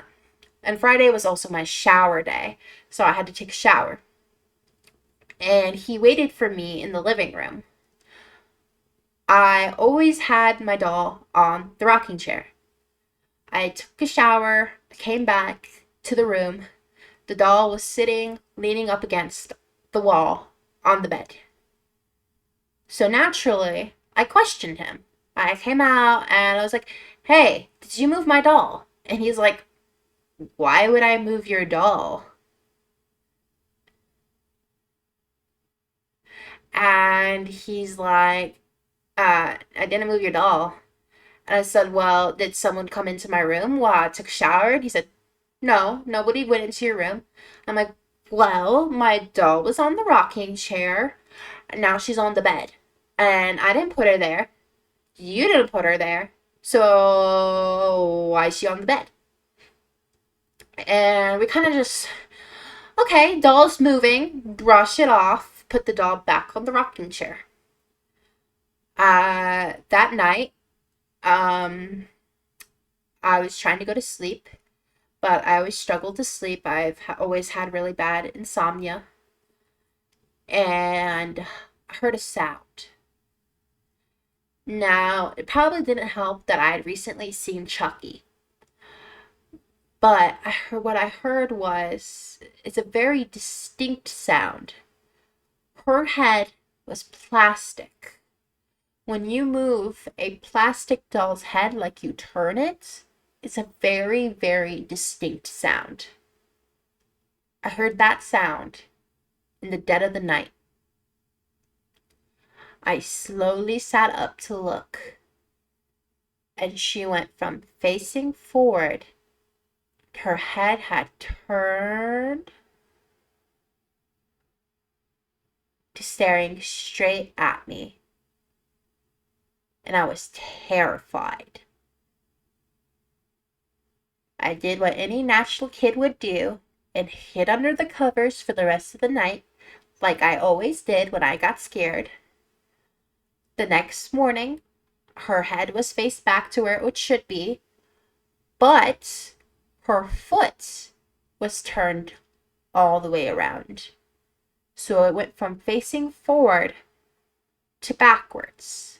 So naturally, I tried to fix it. I tried moving it back to the forward position, and it popped off. And it wouldn't go back on. I tried and I tried and I tried and I tried, and I couldn't fix her foot until I started crying. I thought, oh God, she's going to be mad at me. I can't fix her foot. It won't go back on. She's going to be mad at me. And I went to my grandma and I told her, take this doll. I can't have her no more. She keeps moving and she scares me. And my grandma laughed at me. She was like, you told me to buy you this doll and now you're telling me to get rid of it because it moves? Yeah, right. But she got rid of the doll. Never saw the doll again. Now, years later, I thought to myself, I wanted to see if I could find a picture of this doll. So I searched Isabel Kathy collection. They have an Isabel doll, but it's not her. I searched Christmas Kathy collection, and I scrolled and I scrolled and I scrolled. Nowhere. Not a single image of this doll. Not even in the Wikipedia. Nowhere. Like she never existed.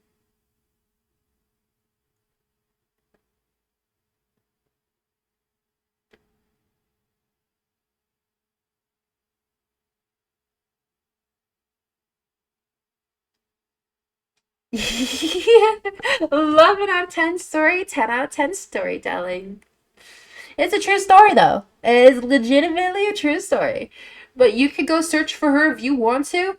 This bitch don't pop up. And I mean it. And that's fucking creepy to me. The fact that she don't pop up like she never existed is fucking creepy. Like, what the hell? And I tell you, if I ever see this doll again, I will buy it. I will. Just to prove that it existed. I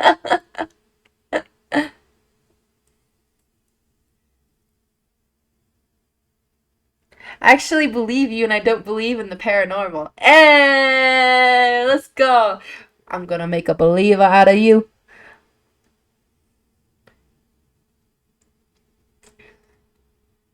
Alright. So, we moved out of this apartment into a big house, and what do you know? The house is haunted. This is such my luck. So, there's actually a thing. When I was a kid, and at least for a few years after, like into my teen years, my family used to say that I was a ghost magnet. Yes, a ghost magnet. If I went somewhere, weirdly enough, that place would start to have activity. I'm sadly not joking. A place could be completely fine until me. This actually, mm, this actually happened to my aunt. So, my aunt lived in this house for a hot minute. We went to visit. While we're visiting, she starts having paranormal activity in the middle of the day.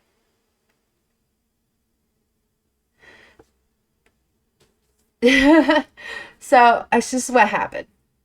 I went to visit. She just so happened to have a like box of Q-tips in the middle of her island, like the very, very, very middle. Okay, keep in mind, no air conditioning, no fan, nothing was on. It was a perfectly fine weather day. The house was fine. In the middle of the table. Everything's fine. Out of nowhere, this box of Q-tips goes from the middle of the table all the way off the table. Like it doesn't slide slowly, it flies. Like rapid motion off the table. Q-tips everywhere. Random. Very, very random. And everyone's like, you did it again. You ruined it. You really, really ruined it. So, after my visit, her children started complaining of shadow people, apparitions, things moving. So, I ruined the house. Oopsie.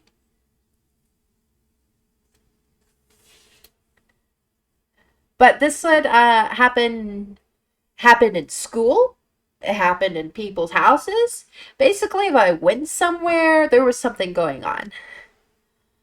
But this new house was very, very different. So most of the activity happened in two places: the kitchen and, what do you know, my room. My room had a shit ton of activity. Also 24/7. Middle of the day activity. To the point where people didn't want to go in my room. Quite literally. My cousins would not stay the night in my room. They were reluctant to go in my room during the day. Didn't want to even step a tiny little foot in my room. That's how active it was. That people noticed it within a few minutes and were like, I'm gonna go to the living room. Bye. So it all started one of the nights that we moved in. So we're still moving in. There's boxes, whatnot. My cousin and I would decide to play a game. We turn out the lights. He's got a Star Wars laser dart blaster, so it has a laser on it and it shoots darts. And it looks like the Star Wars blaster. Oh, you can send message now. I see your message.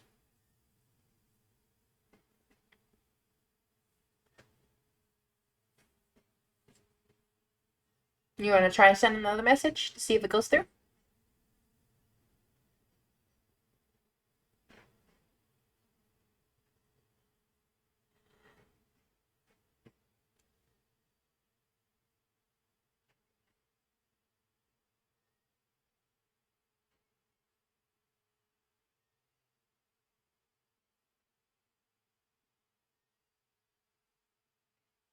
Okay.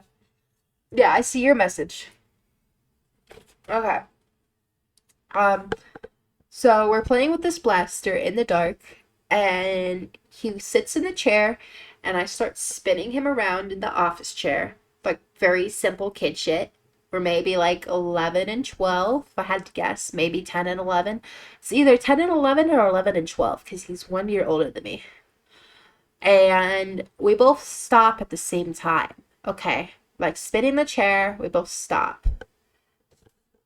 And in the corner of the room, in the dark, we see the figure of a man standing there. Businessman, wearing a suit, holding a suitcase, staring at us from the corner of the room. We both see it. We look at each other, like both registering, like, do you see that? Because I see that. Do you see that? We looked at each other. He got up, he ran, and turned on the lights. Obviously, business suit man's gone. There. He looks at me and he says, I never saw that. Okay?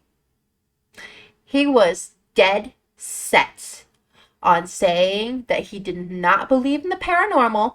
No matter how many spirits the motherfucker saw, he would always say, I did not see that.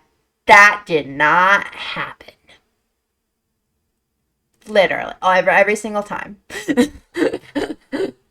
So,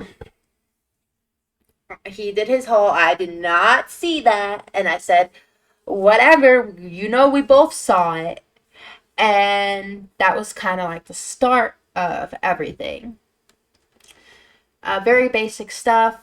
Dishes would clink at night, even though there was no dishes in the sink and no one in the kitchen. Footsteps in the halls, even though there was no one in the halls. Very, very basic stuff to start until it kind of started amping up just a little bit. So, one very like simple experience. Me and my cousins were all sitting in my room playing the PS3 Guitar Hero. No one is sitting on the bed, and all of a sudden, it's broad daylight.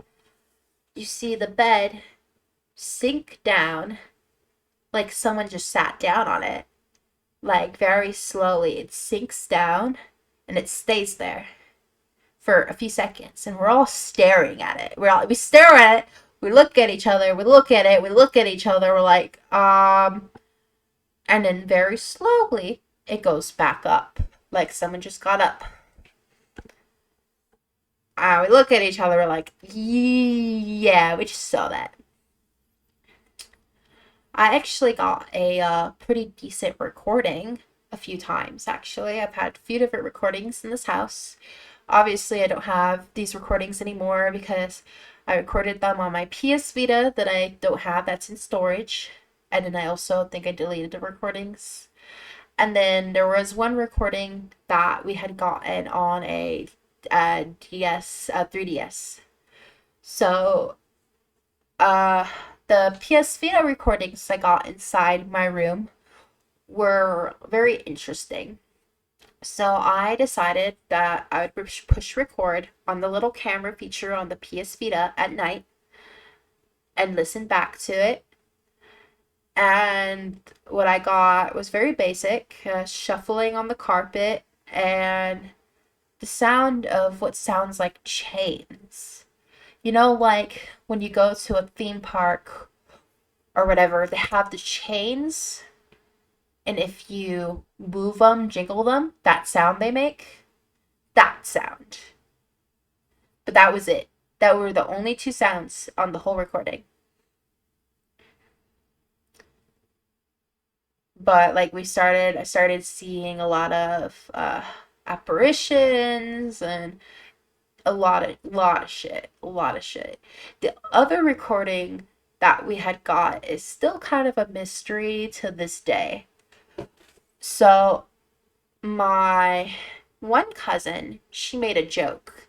She said, "Hey, let's turn off the lights and catch a ghost on camera." I said, "Okay." So we turned off the lights and we started recording on a Nintendo 3DS. And we were recording and we had the lights out, and she was kind of like recording out like the door because the door was slightly open, so you could see the light from my grandfather's room.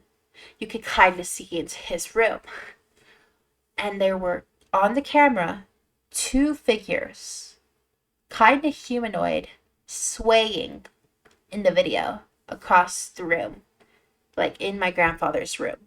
There were two humanoid figures swaying back and forth. And there was one sentence caught on the audio in a very like hushed whisper. Get them. We obviously freaked out, turned on the lights, and I had scratches. I had physical scratches on my body, but they weren't normal. So they were like symbols. So I can't exactly remember the exact parts anymore, but I had an eye shape, like the shape of an eye, X, 4, and I believe it was like 4-1. But it was like scratched into my skin. And we actually attempted to take pictures of this. But when the camera would go over the scratch, it would not show up on the camera. It would show up to our eyes, but it wouldn't show up on the camera. In her freaked out panic, she made the executive decision to delete the video before I could save it to my Wii, because we put it into the Wii to see better. To this day, no clue on what IX41 means. Zero clue.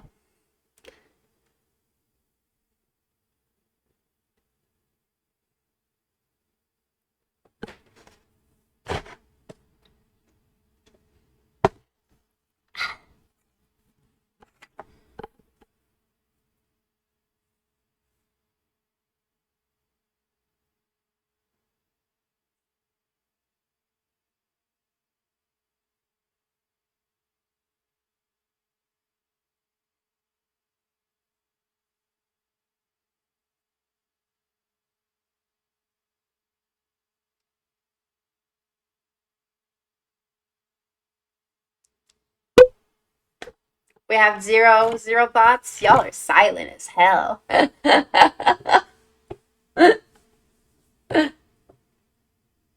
Symbols are always weird to you? Yeah, well, I did try Google search, like a lot of Google searches. I tried looking through symbolism. I tried looking at curses because one of my friends suggested that I was cursed, and nothing. I never found the possible meaning. I'm on mobile typing with one finger. Oh, why one finger? Why one finger? That's very suggestive, sir. I'm joking with you.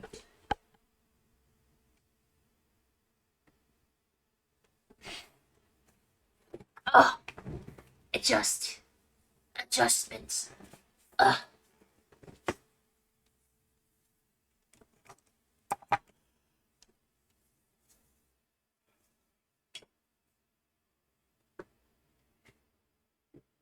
Needless to say, that was one of the last times I was physically harmed in a situation. So that's good. Then you would use two fingers. You hold the phone in your hands, and you use both fingers to type. That's how it works. What are you doing? The only excuse is typing with a stylus. That's the only time you can hold with one hand and type with the other, bro. Just no. I absolutely not.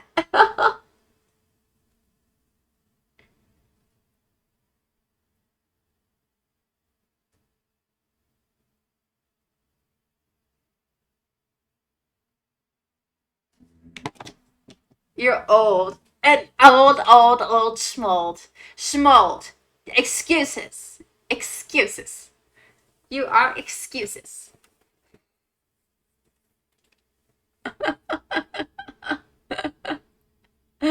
Excuses.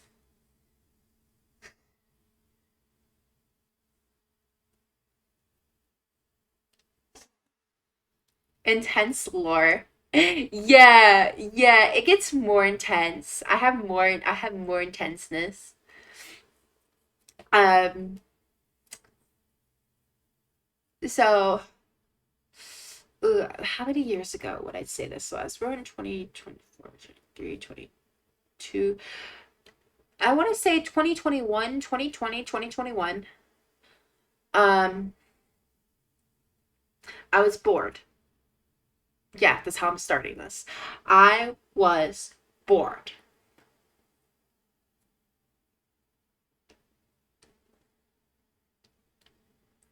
I mean, everything's odd in this world. But so knowing my favorite activity as a bored child, or should I say bored teenager, was to go annoy my cousin. Annoy him as much as possible. Brought me joy. So I went to annoy my cousin. And I walked by his room and I didn't realize he was in there right away because usually the light was on. It was, I want to say, 3, 4, maybe 5 o'clock. It was around that time. The sun's starting to set. So usually when the sun's starting to set, he turns on his ceiling light. But the light was off. So I walked right past it thinking he wasn't in his room. And then I walked back and went into his room, just like entered rudely. And he was standing there in the middle of the room, staring out the window. Not saying anything, just staring out the window. And I was like, that's weird. What's he looking at? So I go and decide to stare out the window myself because I'm like, he's got to be looking at something, right? I look out the window and I see it.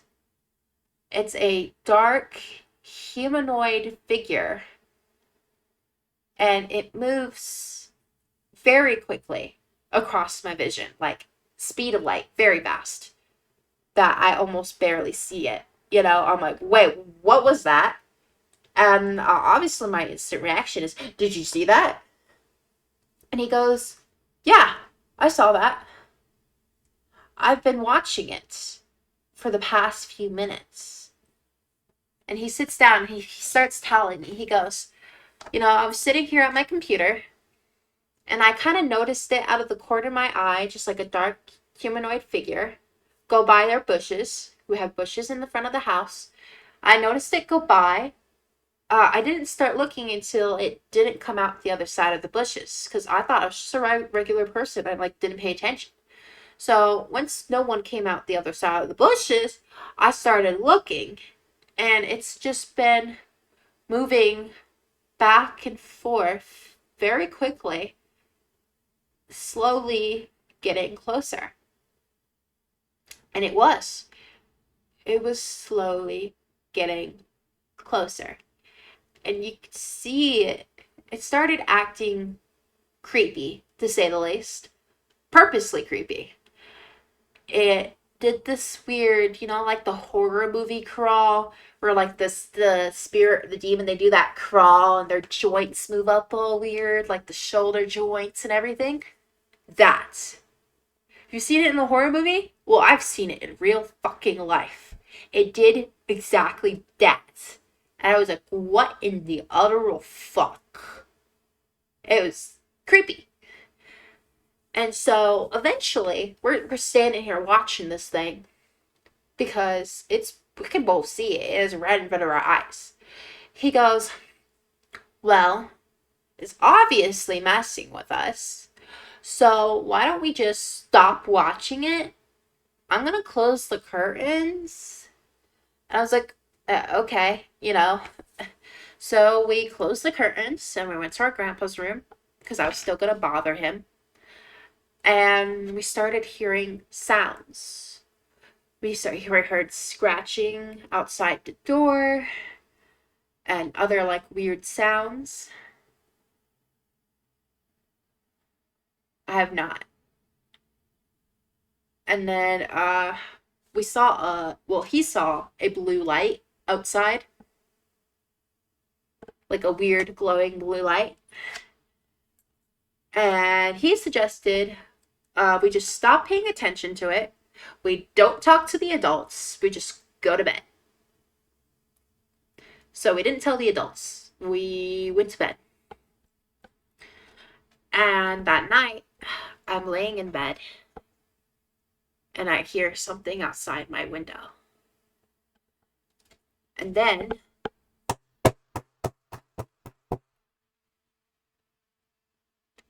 there is pounding on my window. Like someone was pounding. They pounded rapidly 6 times. And then silence. Nothing. I hid under my covers. I put in my earbuds. I started listening to screamo music on my PS Vita to block out any noises. I didn't look outside. I was too frightened. And nothing ever happened with that creature again. That was the last experience with it, was it banging on my window like it wanted to be let in.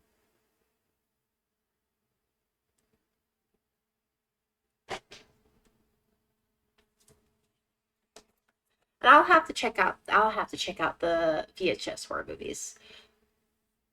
I feel like based on true story movies are like the best movies because they're the scariest, knowing that it's in some capacity based on a true story.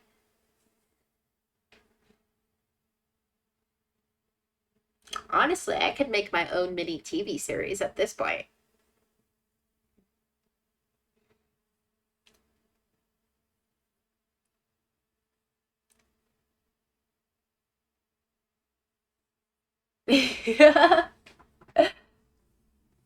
Glad to hear I'm a natural storyteller.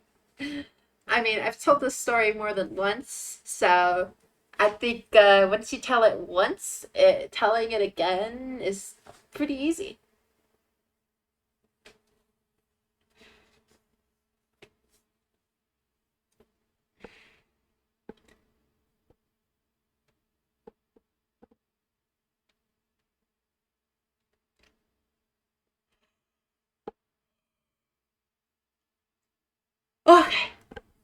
Hedian.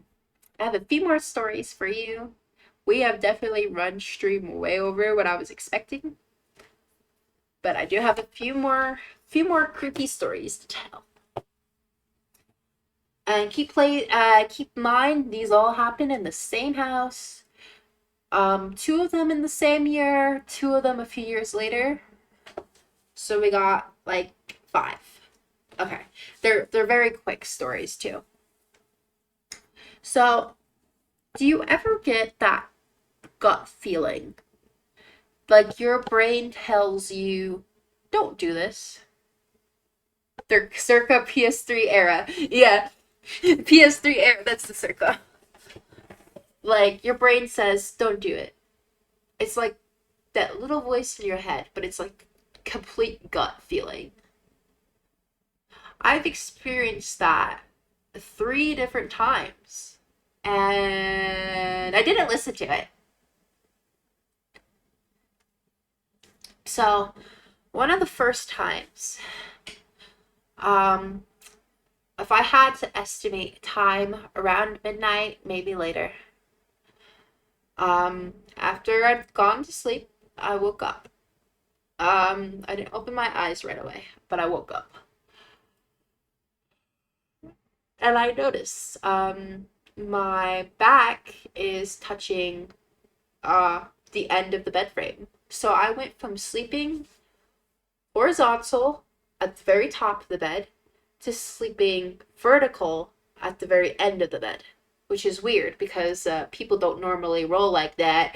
People don't normally end up in that position, you know? So obviously that's odd for me. But then my brain, just a little voice goes, don't open your eyes. Don't open your eyes. And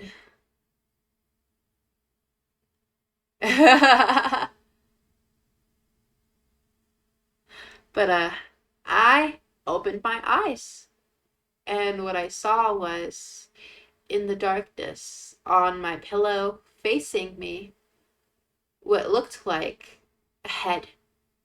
A literal severed head. Just a head of like a man staring at me in the darkness. Obviously, I freaked the fuck out. I jumped up, I ran, I fluttered for the light, I switched the light on, and I made the executive decision to not turn the light back off. So I went eventually back to bed with the lights on. If there's one thing I hated about that room was turning the lights off. Because that's basically the only time that they would show themselves is when the lights were off. For whatever fuck reason. So turning the lights off was always the most anxiety of the night. Was turning the lights off. Now, like, I don't remember which event happened first, but I had another moment like that where I had woken up in the night. I was laid regularly this time, but I had that feeling of don't open your eyes, and I still didn't listen to it, and I opened my eyes, and I saw the figure of a man. It looked like he was possibly wearing a hoodie, staring down at me while I was in bed. I made direct eye contact. Then I rolled over, closed my eyes, and pretended that I was still asleep while silently panicking inside. No, there was no intruder, by the way. Thank God. Just a ghost. But still, creepy as fuck. Like, seriously? As a spirit, you're really gonna watch a little girl sleep? Like, stand over her bed like that is fucking weird, okay? There is zero excuse for that. Really none. It's fucking creepy. But yeah, I rolled over and pretended to still be asleep. Now, the third and final "Don't Open Your Eyes" happened, I want to say, a few years later. Now, this was the most extreme one. So, it's another, I had woken up and I had gotten that feeling. And when I had opened my eyes, I saw the apparition of a girl standing there in a dress looking at me. And obviously, I freaked out. I hit my head. She poofed. And I went back to bed somehow. But when I went back to sleep, it was my dream. That was odd. Now, some people have later suggested that this was some sort of dream demon. Um, she was in my dream. And in my dream, I was in my room, awake. And I was aware that I was dreaming, but I was stuck. Every time I tried to wake up and thought I did, I was still asleep. So the whole night was spent trying to escape and wake up, while she continuously terrified me. I spent the whole time trying to wake up.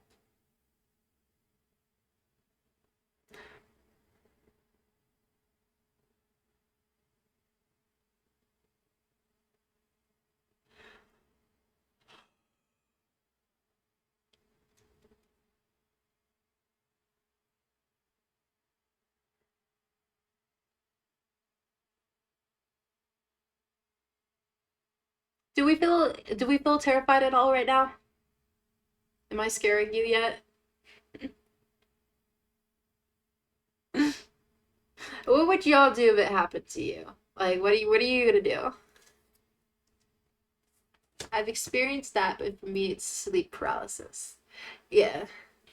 No, I literally had, upon later telling this story, people suggest that this could have possibly been some sort of dream demon.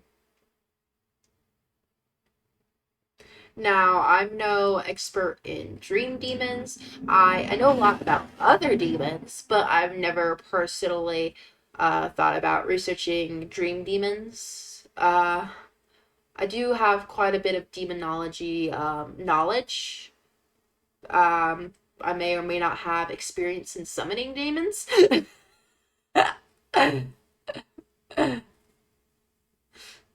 But I could teach y'all how to summon demons someday. Do y'all want to learn how to summon demons? Not me irresponsibly teaching Twitch chat how to summon demons.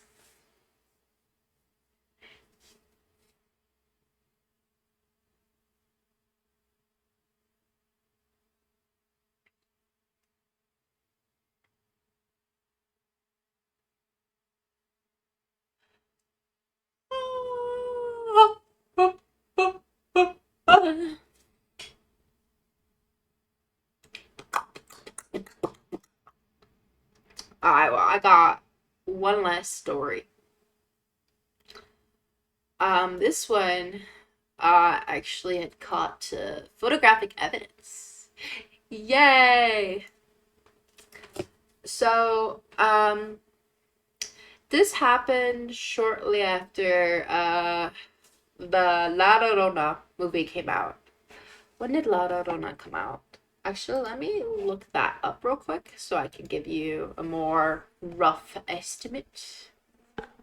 Uh, La Llorona.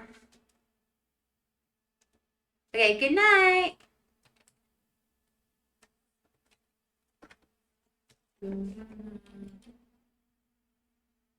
2019. This was in 2019. Okay.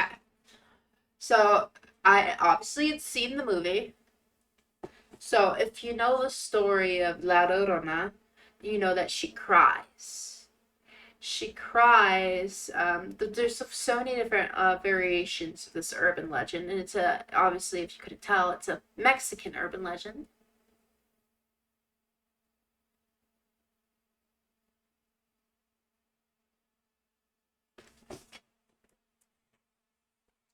Reading chat, reading chat.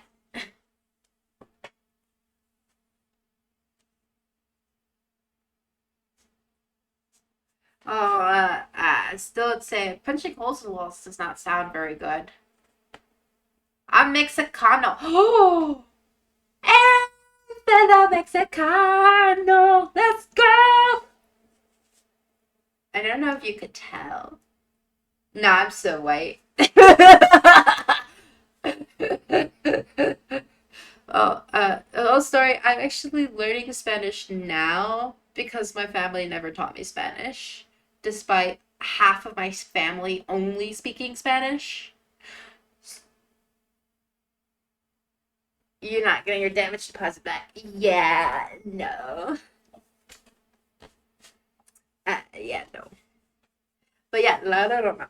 So, I was in my room and I heard a variety of sounds coming from outside.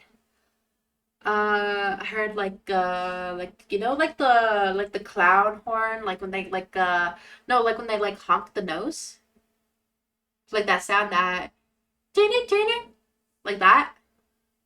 That's how I describe it.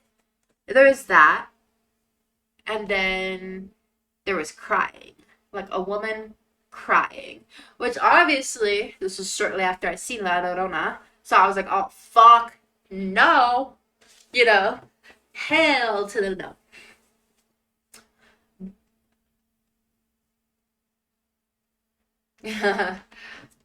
But so later into the night, there was a lot of noises, and at this point, I figured it's the neighborhood kids playing a prank.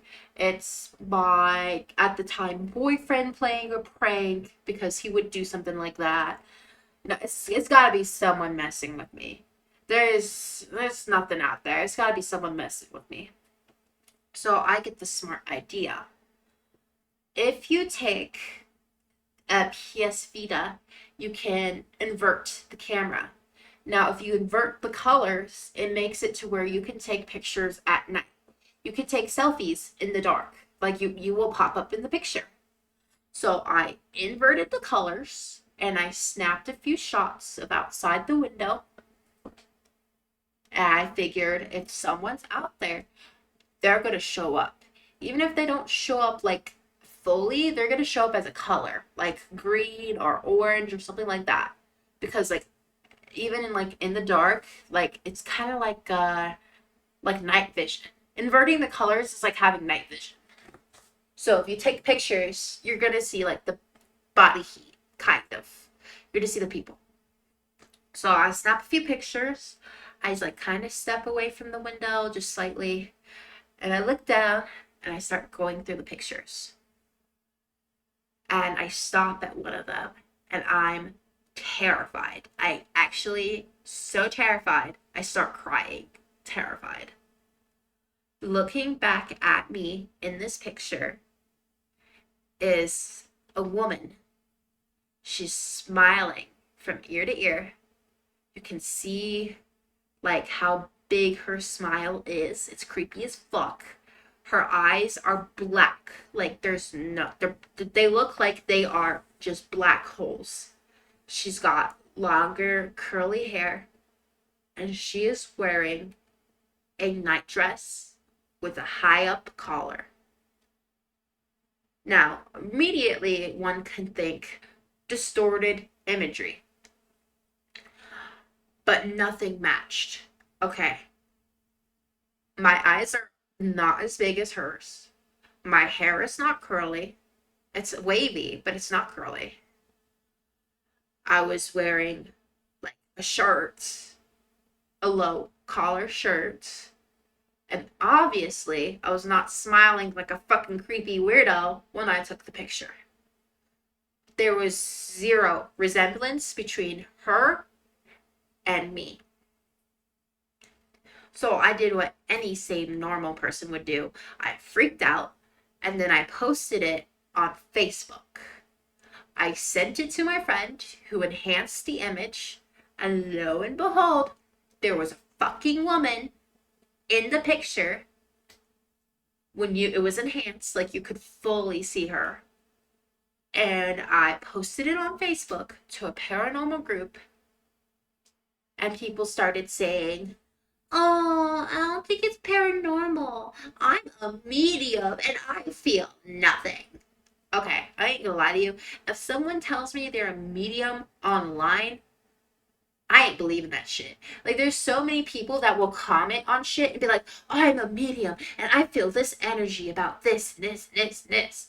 And then a different person will comment and be like, "I'm a medium. I feel this, this, this, and this." And it's like completely different stories. Zero correlation. I don't believe people who say they're mediums online. So all the people are like, "I don't sense paranormal energy from this." I'm like, "Fuck you. You don't sense shit." But it was freaked the fuck out. So I brought it to my grandma the next day. She did zoom in, zoom out, zoom in, zoom out, zoom in, zoom out. And she looks at me, looks at the picture, looks at me, looks at the picture, and she goes, "This isn't you. Why don't you, around the same time, take more pictures tonight?" And I said, "No, I'm good. Once was enough." But the problem was, she was so terrifying. There was something about her that I could not look at the picture. Anytime I looked at the picture, instant tears. I couldn't even open my gallery. I ended up showing the picture to my cousins, who all thought it was creepy, and then deleted it. I did not keep the picture.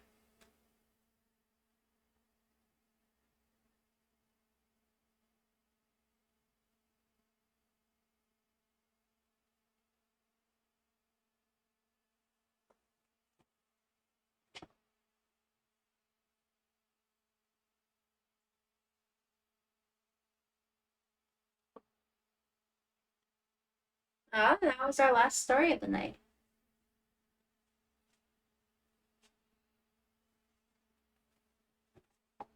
Yeah, I feel like if it was a faked picture, it would have been a very well faked picture. No one said it was fake, but people were saying, "Oh, it's a distorted image.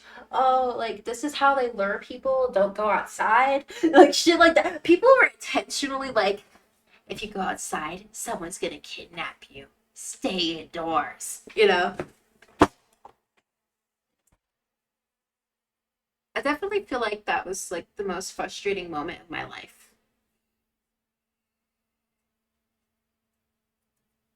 And in some ways I kind of wish I would have kept it and posted it somewhere. Augmented? What do you mean exactly?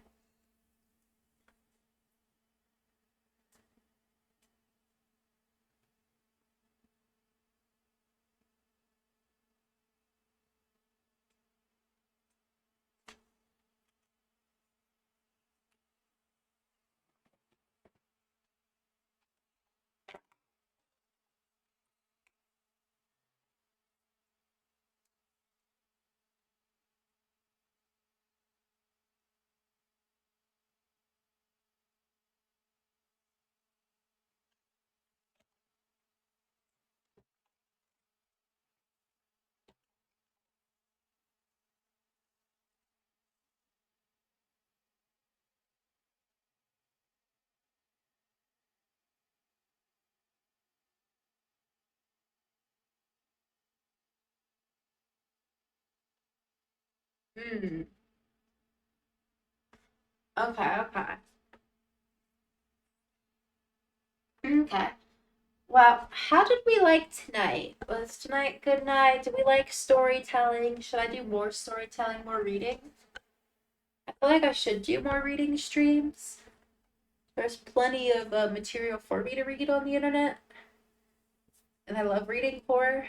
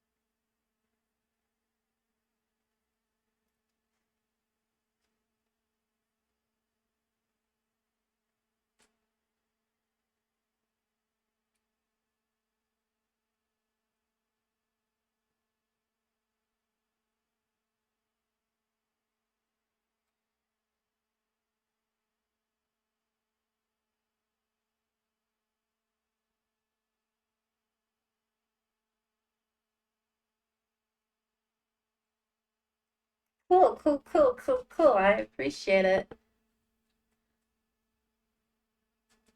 I do, I appreciate it. I mean, I've lived an interesting enough life up until now, so I definitely have plenty of stories. But I enjoy the reading. Going through other people's like submissions is great. Um, I might consider at some point doing like a nighttime ASMR stream. I haven't done that in a while. I think that would be nice. Um, I would like to retouch on the topic of hiatus. That would be happening around January 15th. I'll make an announcement in server when that time comes.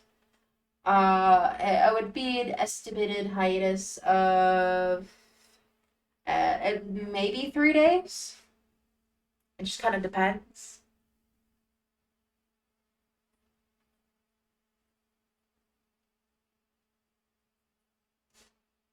Life of the Hikikomori is inherently dull.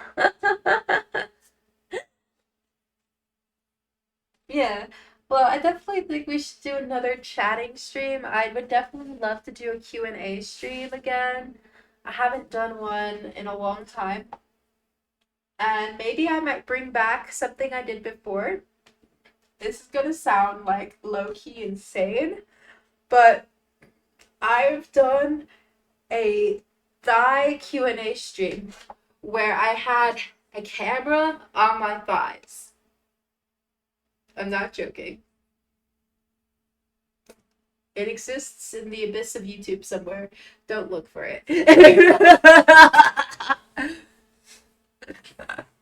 I don't know. I might do like a if I can build up my community again. I might do a little poll to see who wants the thick thigh Q&A stream.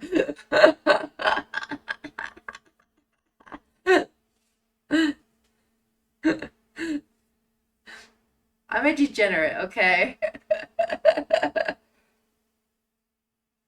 I'll always be here. Thighs not needed. Look at you. You don't need the thighs. But once you see the thighs, you will never be the same. So, since I'm notoriously a degenerate, like by default, all my followers are degenerates. That's the default. I'm sorry to tell you that you are now proclaimed a degenerate. You are a degen in my chat, and it's not gonna change. As long as you like me, you will be a degenerate.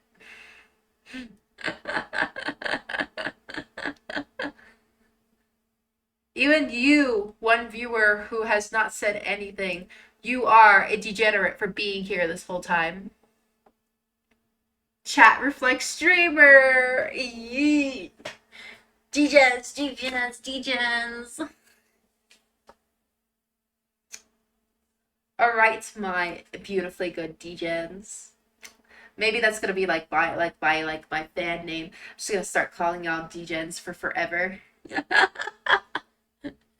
Y'all have been so good, so good. Head pats for all. All right, but in all seriousness, night night. Bye bye.